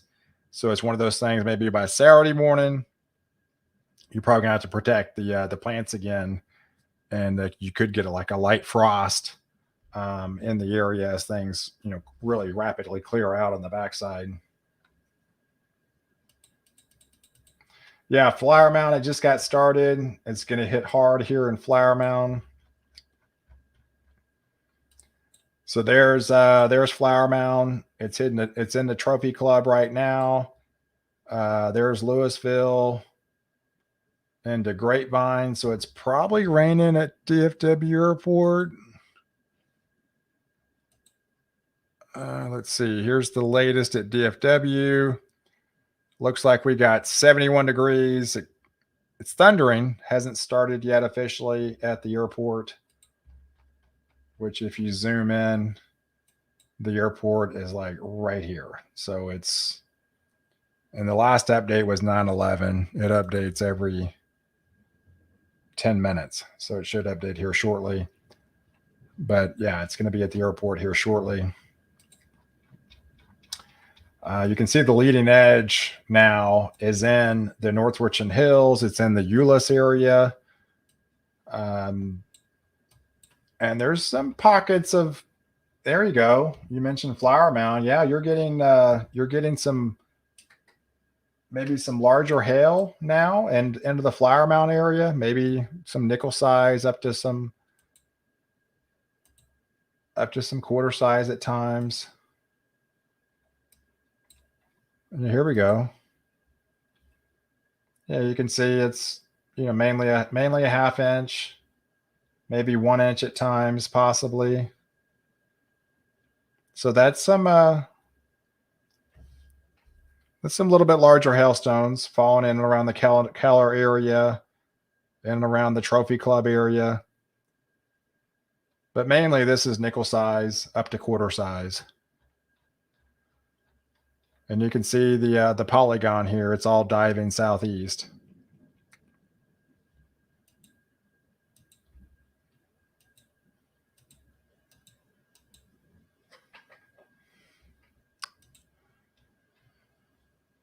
Hey, Lake Tawakoni. Hey, John. How's it going, buddy?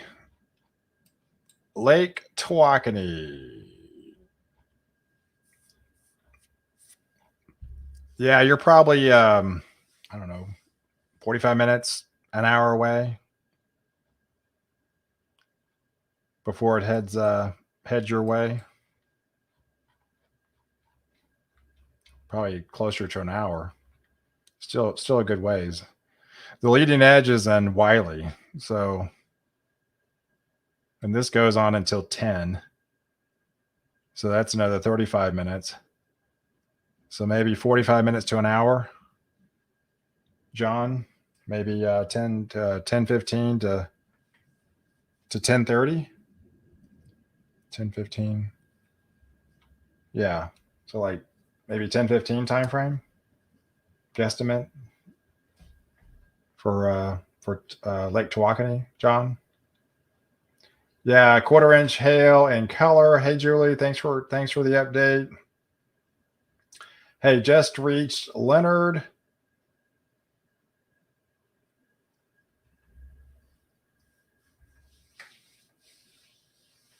Is it going to be bad? I mean, just some heavier rains and some higher wind gust. But it looks like the tornado threat is lessened and the hail threat is lessened. Hey, South Lake is getting hammered. Yeah, so you're starting to feel the effects into the South Lake area of a lot of that Pinks. A lot of that Pinks area is very, very heavy rain. I'm at 1.08 inches at my house, so it looks like it's almost done. I was expecting about an inch, and that's exactly pretty much what I got. So this whole area looks like it's going to pick up a good solid inch of rain in a very short amount of time. It really don't only rain maybe 20 or 30 minutes. Very heavy rain at that. So it gets pretty crazy for a good 20, 30 minutes.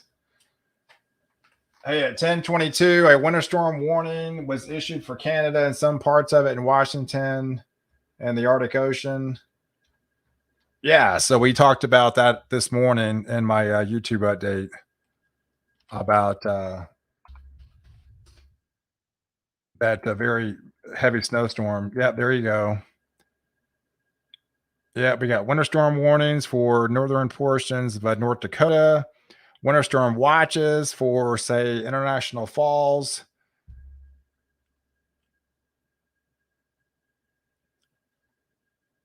Yep, and you got flood watch for yep, into Portland going into Washington there. Yeah, they updated the totals of 4 to 6 inches now through Friday for those areas into off the coast of Washington and say the Portland north area into Oregon. That's why they issued the flash flood watches for them, 4 to 6 inches. But yeah, on the backside, it could be really nasty, maybe even a blizzard-like condition setting up over into Thursday night, Friday morning, setting over portions of, I say, Pierre, South Dakota areas. Portions of North Dakota could be crazy winds, 50, 60 miles per hour, blowing, drifting snow, maybe 2 to 6 inches, but higher amounts into northern. That's why they got the winter storm watch. The winter storm watch is for, say, International Falls area, northward, northern Minnesota, and especially into Winnipeg. They could pick up 2 feet. It's going to be nasty in Winnipeg.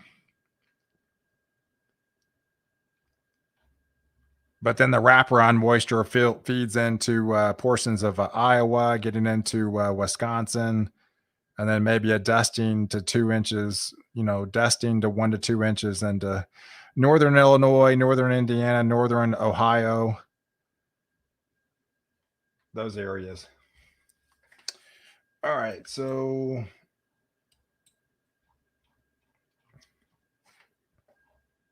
yeah, I mean, you can see a solid line here. The leading edge is heading towards the North Richland Hills area, heading towards the Garland area, into Rockwall, into the Josephine area. All that's heading towards the Greenville area and the Farmersville. So the areas that you're done, Sanger got hit hard, Pilot Point got hit hard. Now you can rest easy. You're done for the evening. There's no severe threat any longer for your area. That has moved on. Gainesville, you're done. So all those areas, if you live on the backside of this system, into Graham, into Breckenridge, into Bowie, into Ardmore, you're in the clear. You're done for the evening, and you're not in the warm sector anymore. The cold front has pushed through, and you can say you're done.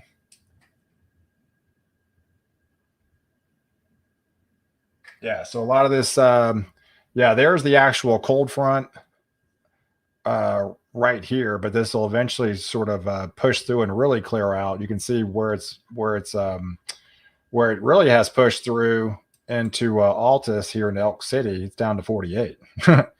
So even in Oklahoma City, 55. I mean, there's some even 45 showing up. So it gets pretty chilly back behind the actual push of the front. So, but out ahead of it, the initial front, because a lot of the colder air lags behind the front a lot of times. So that's what we're seeing. If anything, this severe threat has maybe pushed up.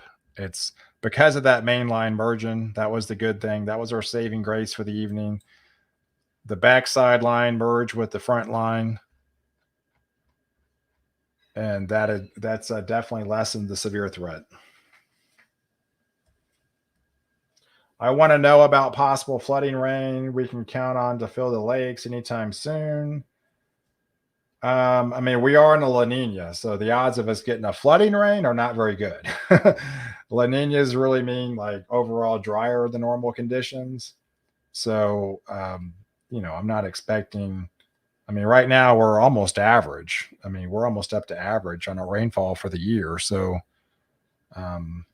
but for the next 6 months, we are in a La Nina all the way through the early part of spring of 2022.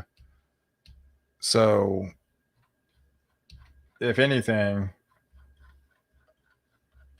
I wouldn't be expecting some 5 to 10 inch downpours or anything like that. This is, we get our rain today and we're not going to get any rain for about a week. But we had 1.23 inches coming in. So we've had some pretty good rains for November already, technically. And it hadn't rained at DFW yet. It's just starting. So we'll see how much they get. But I got about an inch. So, but who knows how much they get. So, and we average about, I think, 2.7 for November. So we should be not too far away from average already. And we still got half the month left.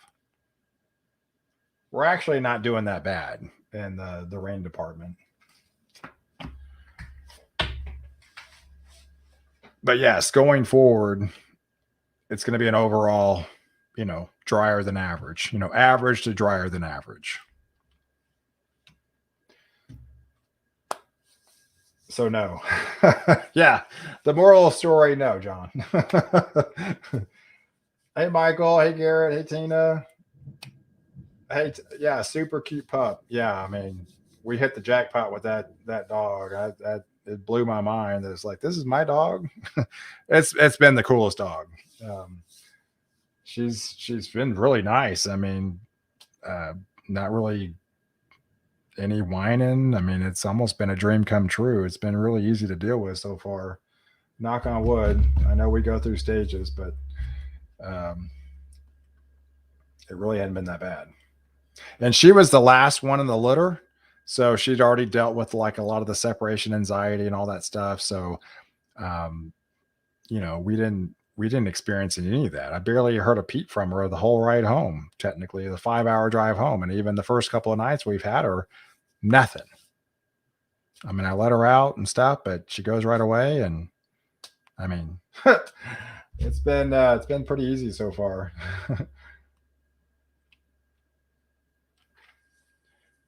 Hey, Mildred. Hey, strong ran into Garland. I think maybe pea-size hail too. Yeah, so you're getting the leading edge of that front. Yeah, there you go. Here's Garland. So yep, you're probably getting some of that pea-size to nickel-size hail at times, right along 78 there. This is all diving southeast. So we had Chum pipe in from Rowlett. He's following from Rowlett, and it's going to be hitting the Rowlett area here shortly. So they should be experiencing some of those heavier rains, so those howling wind gust, and some of that pea-size hail, nickel-size hail at times hitting your window. Will we have any storms to deal with after this line of storms passes tonight? Hey, Stormy. No, I think you're good after this main line passes through. Yeah, we can zoom out again and show you after this has cleared. The instability really subsides on the back half. So even portions of Denton, you're almost in the clear of Denton. So if you live in Denton, you're pretty much done for the evening. So once that main line, that second batch moves through, you're pretty much done. I mean, you're almost done in Salina, you're done in Tioga, you're done in Sadler, you're done in Gainesville, you're done in Thackerville, Oklahoma. I mean, Ardmore. There's the back half of it here. You would be done. So all this is going to be shifting south and southeast. And eventually all this is pushes east. So this will race across into Arkansas, into Louisiana. Then the severe component picks up again tomorrow and around those areas. It rapidly moves into the Dixie Alley area into Mississippi and Alabama. And it'll be along the eastern seaboard by Friday afternoon. That's how rapidly this moves across. So, I mean, right now we're dealing with the storms in Dallas, and it's going to be literally over probably New York City by the time we get into Friday afternoon. That's how fast these things are going to be moving across. I'm going to be a meteorologist when I get bigger, hopefully. Awesome, Garrett. Well, live your dreams, buddy. Yeah, definitely set a goal and live your dreams. There's nothing. They always say live your passion. Weather's my passion, and you got to do what you love. And it's a great field to be in. Hey, Michelle. Hey, I'm kind of late. What's up for the Houston area? Any inclement area? Weather heading towards our area? I think it's moving east. I'm not sure if it's moving southeast, that far south. Uh, um,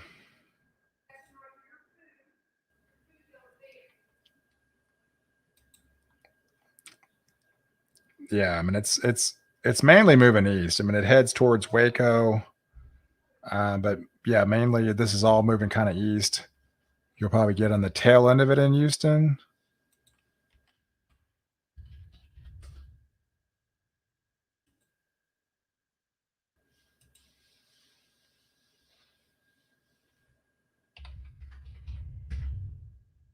Um,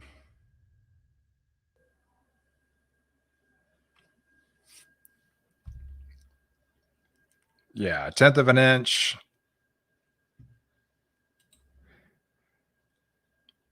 Yeah, it looks like it maybe reaches Houston, but it doesn't turn severe. But it's not much. Tenth of an inch, quarter of an inch. Like it barely clips. Like it barely clips Houston. I bet there will be about 6 or 7 confirmed tornadoes from this. Yeah, I mean, let's see. Let me go on if there's any storm reports so far. Man, there's a numerous hail reports. We got plenty of confirmation of 1 inch, quarter inch, 1.5 inch hail, tons of hail reports. Um,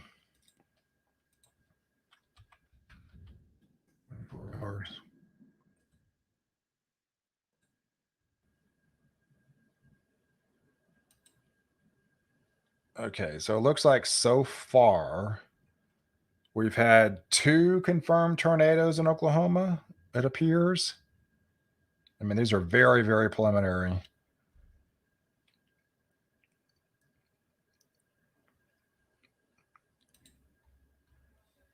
But yeah,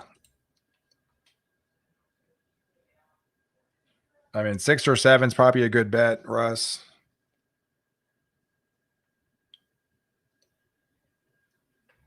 But right now it looks like 2 confirmed.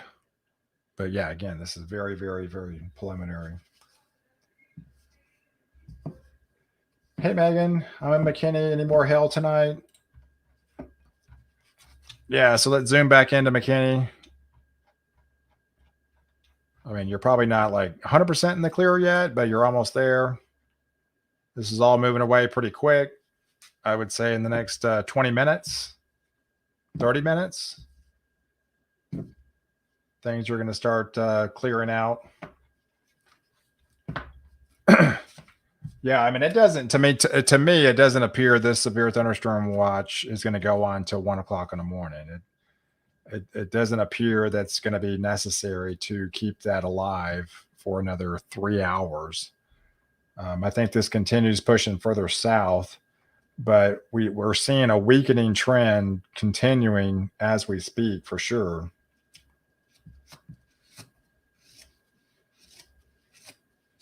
Can we see Sunny Halo? I don't know. I can go get her. Maybe she might be asleep. Hold on. Hold on, guys. I'll be back.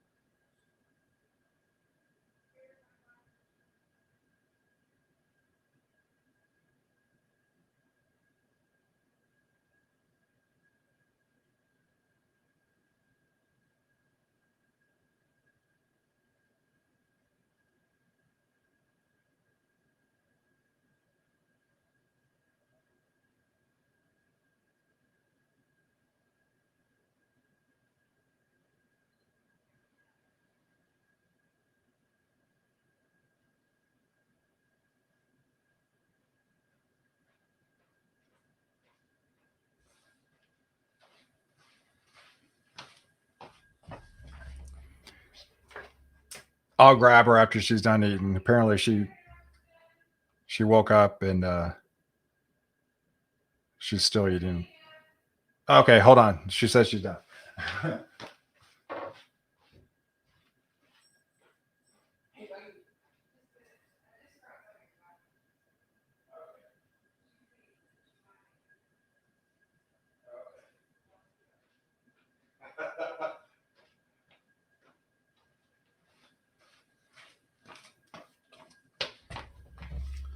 All right. Can you see her? Maybe my chair is. I might raise my chair up. There's Sunny. Hey, buddy. There's old Sunny. So this is Sunny Halo. So you can see she's a Pembroke Corgi girl. She weighs about 6 pounds right now, and we got her a couple days ago. But yeah, so everybody wanted to see Sunny. There's Sunny, and she's a pretty dog. Very, very nice dog. So soft. So yes, there's our Sunny. She wants to say hi. So, all right, y'all. Let me go put her back.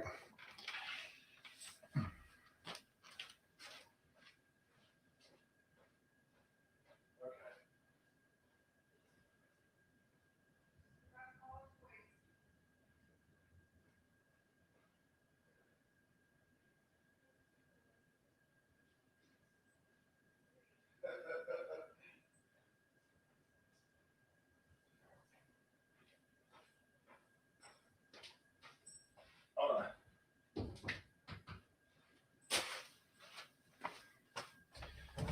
Yeah, she's a playful little thing. And she definitely keeps me busy. Don't spoil her. Yeah, well, good luck at that. She's beyond spoiled at this point. So, yeah, very mean dog. Yeah, she's vicious. So, yeah, so she's definitely getting a lot of attention. Hey, Nord. Hey, I appreciate the donation. You're better than the weatherman news.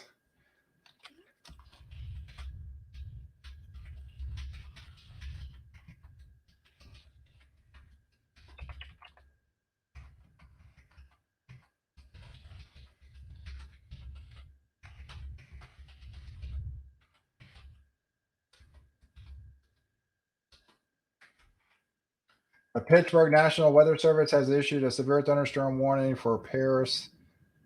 Hail, heavy winds. Don't go outside if you.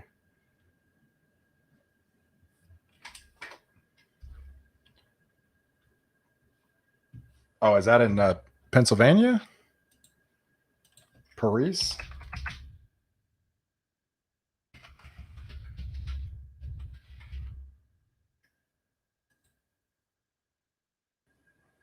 I don't know.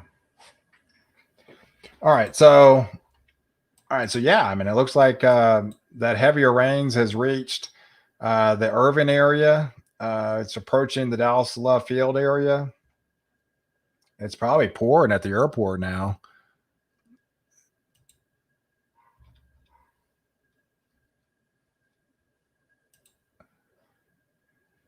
Yeah, there we go. We got, oh wow, visibility is down to 0.75, less than a quarter, less than a mile at DFW airports, down to 58 degrees.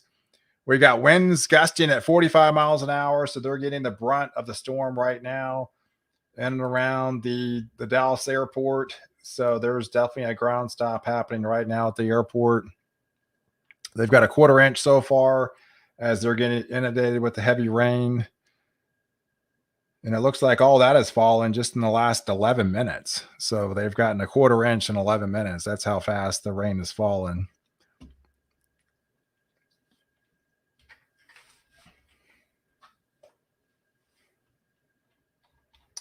All right. So if we zoom out, yeah, you can definitely see that area continues to push southeast as this severe thunderstorm warning goes on until 10 o'clock This evening, I would imagine this probably just gets extended a little bit further south, at least one more push further south. Here's the leading edge as it's heading towards the Greenville area, heading towards the Royce City area, into Quinlan. There's Lone Oak, into Wills Point, into Terrell. I know John lives in Tawakoni. I said about 10:15. It's now that's still probably 30 minutes away. There's Garland going into Heath. These are all continuing dive to southeast. So hey Jessica, man, this storm is really lighting up my whole house here in University Park. Yeah, so you're in the wow, yeah. So you're definitely in the brunt of it right now. Into the University Park area, you're getting the very heavy rain associated with this. So you could pick up a good, half inch to an inch of rain in a short amount of time, no question. They're asking about Mesquite. Plano, Carrollton.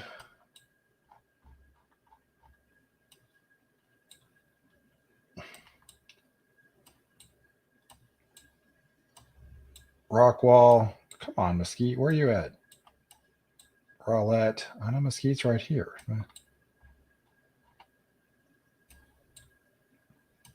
I don't know. It's not severe.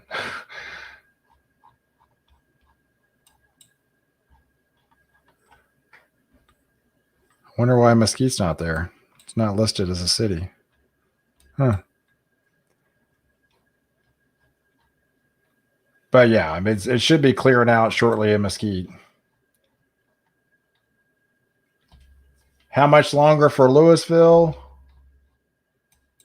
Not terribly too much longer. I mean, you're already just getting some light rain. I mean, the main brunt of it's done.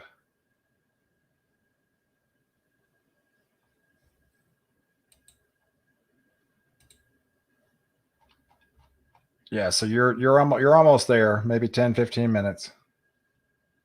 Are you able to explain what the little green triangles are?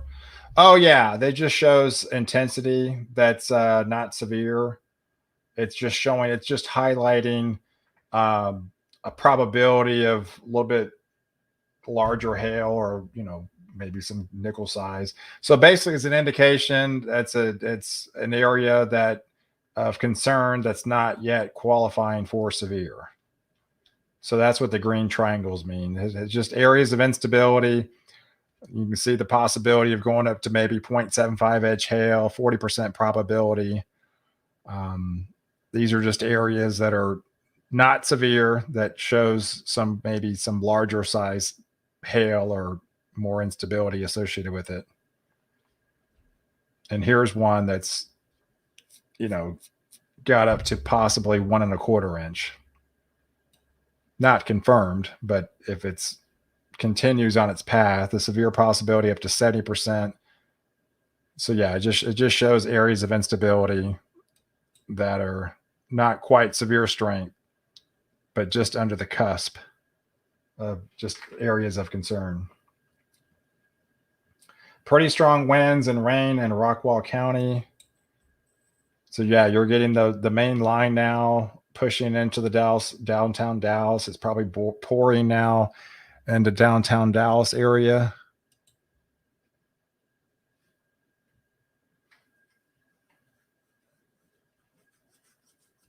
Yeah, if I 175 Oscar. There's Mesquite. I couldn't see it earlier. Yeah, so it's right on the leading edge now. That's what happens. I get tired. I've been talking about weather since 5 o'clock this morning.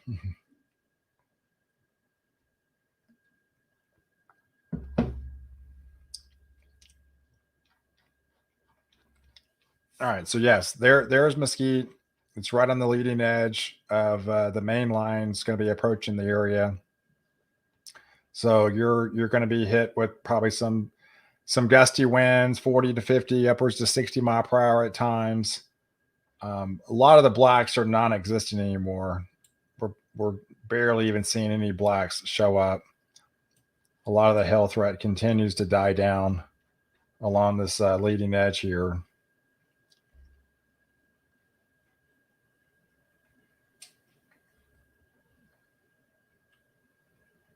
You have a nice voice. Hey, KRG, I appreciate the compliment.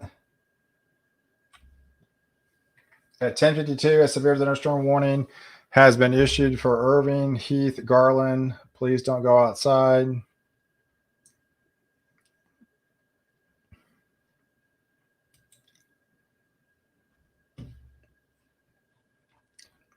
Yeah, so I would imagine this one expires another 8 minutes. So I would imagine they're probably going to be extending this further south into this area here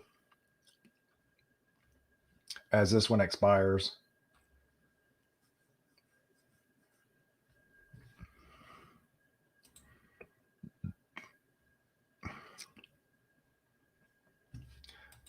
But yeah, let me zoom out. You can see the wind threat really starting to take shape here. You can almost see a kind of a bowing a little bit. Yeah, if this gets enough push to it, we could really start to see the wind start to increase a little bit if this is able to really start bowing out here.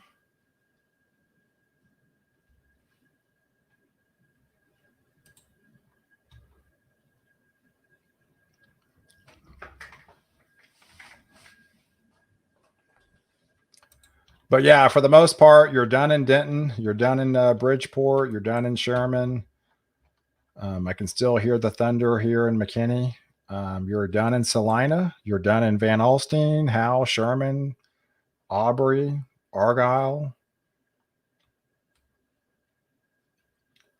No more rain for you tonight. This continues to move away. Hey, Deanna, what about the Wiley area? Yeah, so here's the Wiley area. You've already been past kind of the more of the brunt of it. A lot of the heavier rains have subsided. You're just getting kind of the light to moderate rain now in your area, as this will continue to move off further away. So for the most part, a lot of this is able to be done in the Wiley area as far as the severe threat goes.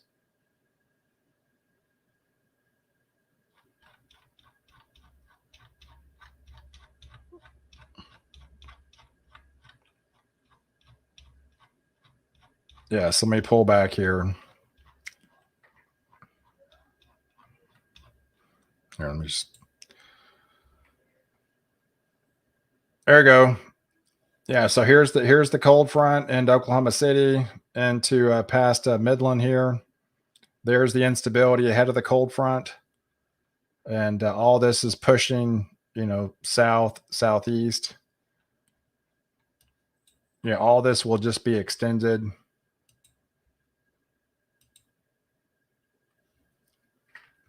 Yeah, so there's your marginal risk for severe weather that extends all the way into Waco, into Lufkin, going into Shreveport. And yeah, it's some of it reaches down into Houston, but it's not severe. It's just rain.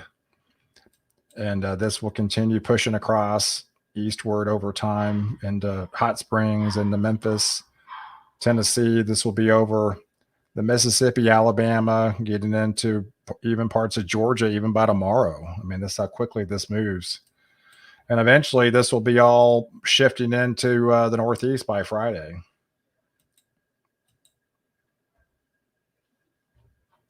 Yeah, so there's your day 2 severe threat. As of right now, a lot of the instability just, again, pushes east. So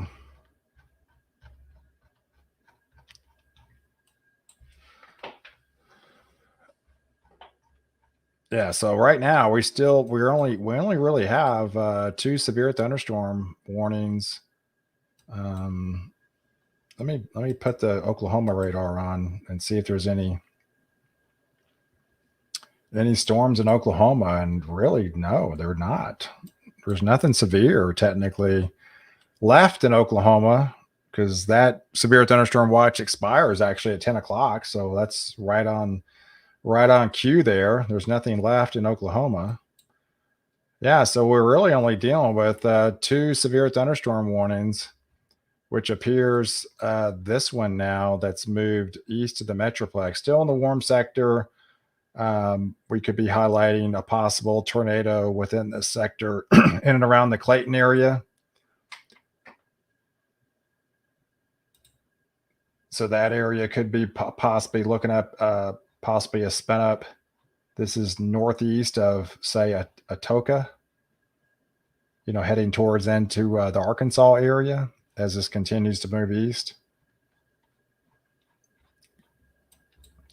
So there's technically not much severe weather left for the evening. We'll see if this gets extended past the 10 o'clock hour, which I think it will be, at least for one time. Hey, raining hard in Rockwall here.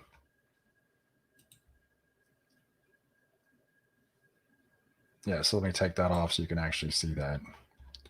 All right, so let me zoom in. Yeah, they asked about Rockwall. So here's Rockwall getting some of that heavier rain, but the reds showing up.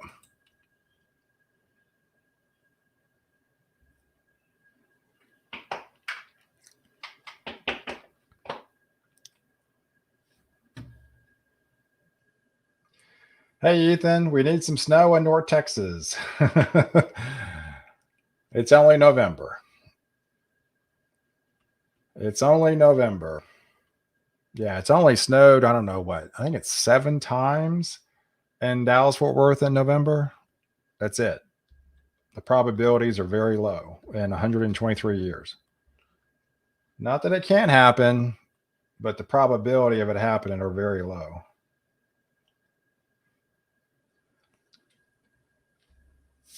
Yeah, typically in Dallas, it's February.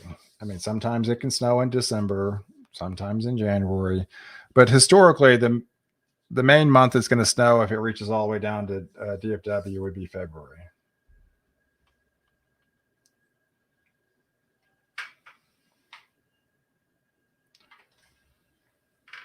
Hey, Jason. Yep, February. There you go. Hey, Michael. How are we looking for Italy, Texas? Yeah, so most of this is really subsided. We're just kind of waiting to see if they actually extend this at 9:59. So we'll see if they extend the severe thunderstorm warning here.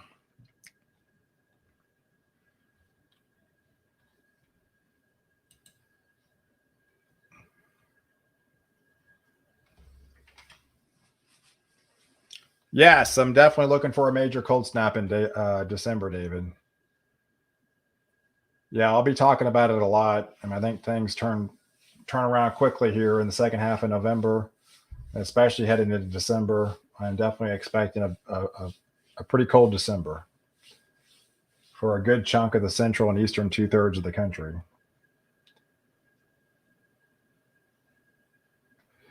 Yeah, I'm really undecided if we get that January thaw or not.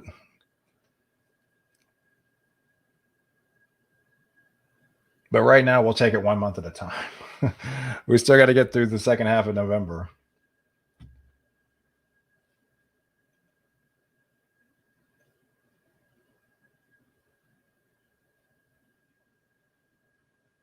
Hey, is Anna done for the evening, Jessica?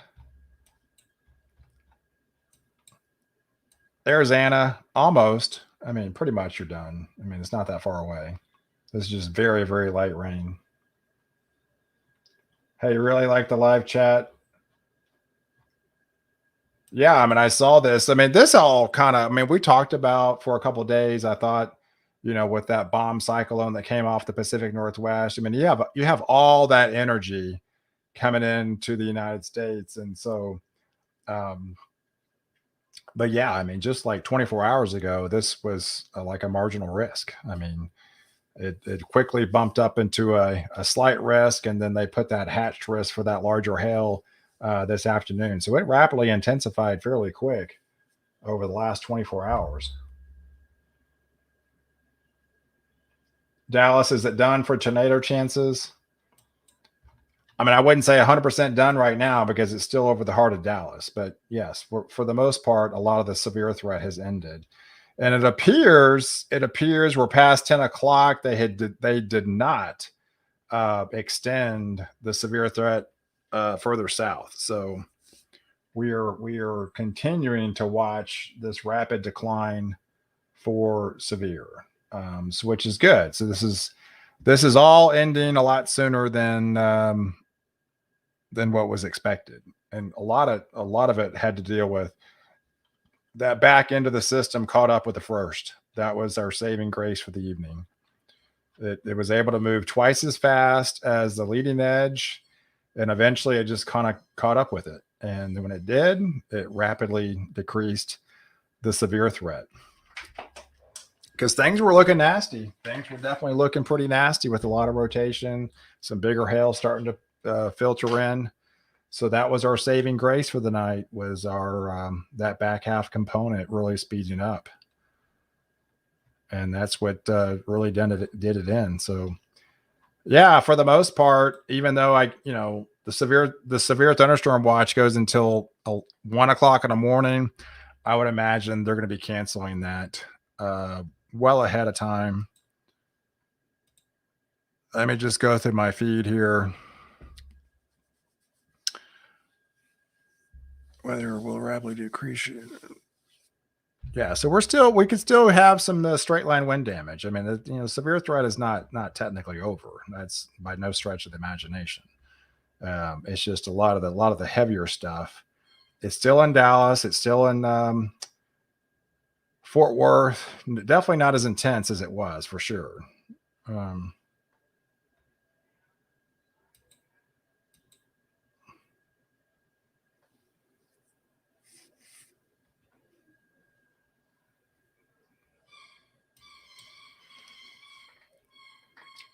All right, so there's the DFW radar. All right, so West Tawakoni.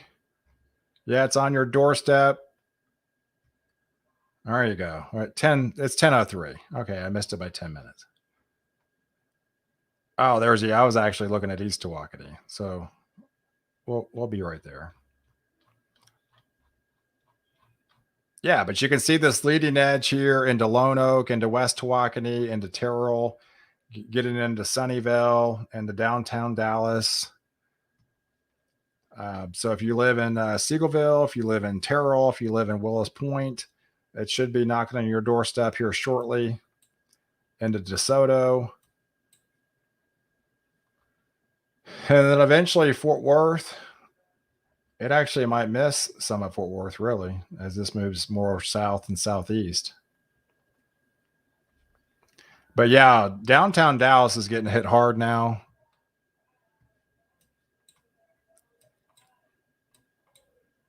Sulphur Springs. Yeah, heading towards the Roxton area.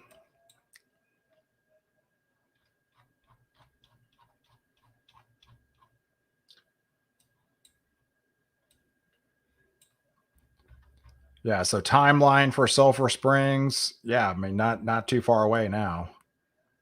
Maybe 15 minutes. Hey, Stan. Yeah, that's what it appears to me. It looks to be sliding away from Fort Worth because, these are moving southeast, and this is Fort Worth, and there's nothing back here. You might be clipped. That's it. But I mean, for the most part, you were right on the edge anyways from this severe threat. Okay, so they did extend it. All right, so we have a new severe thunderstorm warning that does include the Dallas area. So this is a brand new severe thunderstorm warning. So if you live in Irving, and it looked like they They upgraded it because you could see some quarter size hail. So we're starting to see some blacks starting to show back up again. It wasn't because of the wind, because it looks like the winds are up to 50 miles an hour. It's really because the possibility of some quarter size hail potential. So in the University Park, in the Irving, into Grand Prairie, into Dallas, into Cockrell Hill, Cedar Hill area, DeSoto, Lancaster, the Wilmer area, Hutchins, Duncanville.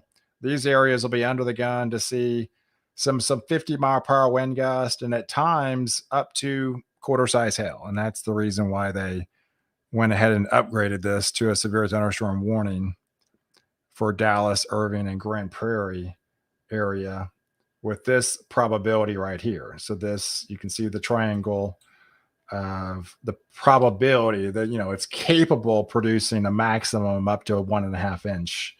But back here, we're definitely seeing some blacks kind of show up, kind of an indication of some larger hail, hitting the area up to quarter. But mainly this is pea size, nickel size, dime size. Hey, pour it in Rockwall, or so White Rock. Sorry. Yeah, crazy winds and thunder right now in Campbell. Horses decided a barn wasn't safe. It's calmed down now in Leonard. From Commerce, Texas, we just had a strong downpour with little pea-sized hail. It stopped now. Hey, Christina. Thanks for the update.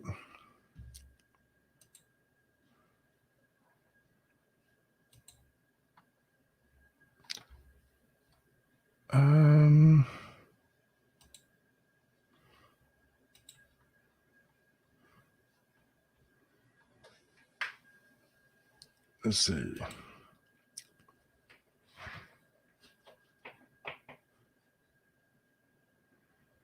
Yeah, I'm looking at.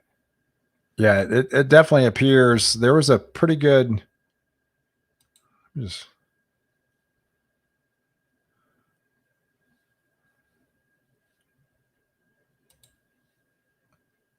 Yeah, I'm on the. Let's see. Else, no, it's not it.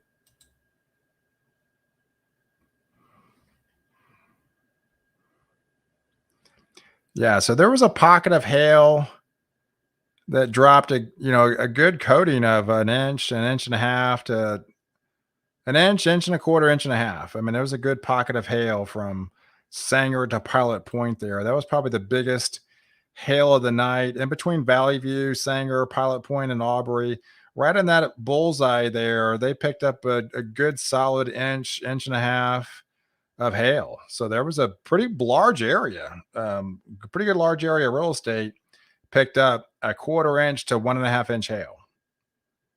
And I'm seeing pockets of it, maybe golf ball size, that hit the ground, but mainly quarter, mainly 1.5 inch from really Sanger to Pilot Point to Aubrey. So that was a pretty good area of real estate that got some of the larger hail. And then of course up by Wichita Falls, they got the biggest of the night by far. But within the Metroplex, it was mainly that Pilot Point, Aubrey area.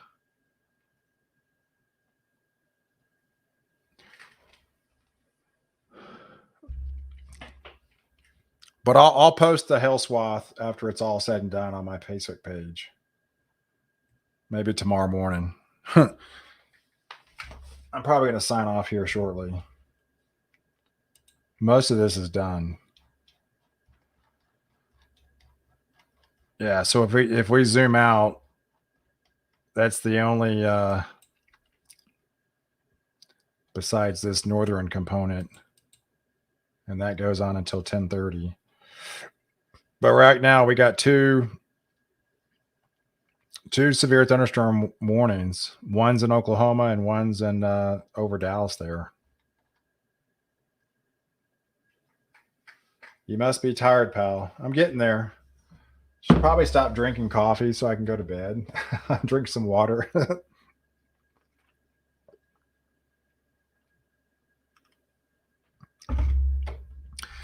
Yeah, but for the most part, this is going to be done. I mean, the severe threat goes on until 1 o'clock in the morning, but I think for the most part, most of these are going to be pretty tame going forward. I mean, you're done in Allen, you're done in McKinney, you're done in Denton. Most of this is going to be heavy rain. Are we done at DFW? Let's see, 10:06. Quarter inch. Let's see, where's DFW? Oh, here it is. No, it's still raining at DFW. We're still adding to that.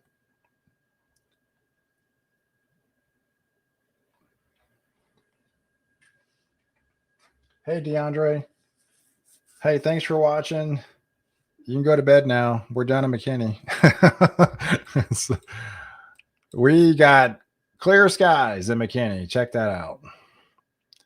We can all rest easy. Hey, Liz. Hey, you're welcome. Thanks for watching. Yeah, it looks like we had, I don't know, we're over 20,000 views on YouTube now, on just the YouTube. And then I'm not sure about Facebook, but we reached out a lot of people tonight, and hope everybody stayed safe. It definitely wasn't as bad as it could have been, for sure. Like I said, our saving grace was that back end component reaching up to that front. That what saved the day. That sped up everything. And that's why we're able to end shortly. But we still got an inch of rain out of the deal. All that was able to confirm. I mean, everything was pretty much as forecasted. It was mainly the severe threat was, the higher threat was mainly north of 380 of that Denton, Dallas, Greenville line. Hey, when's the next stream, pal? Hey, I mean, I do a video every morning on YouTube. Of course, I post a lot on Facebook. And I don't know. I mean, it depends on when the really the next big event is, or a bigger type of event. I think things start to get really cranking for that Thanksgiving week. Looks pretty active for a lot of crazy weather. We could have a really strong cold front come in Thanksgiving week. And I think we really start to get cold by in December for sure. Things are starting to line up. Hey, thanks, David.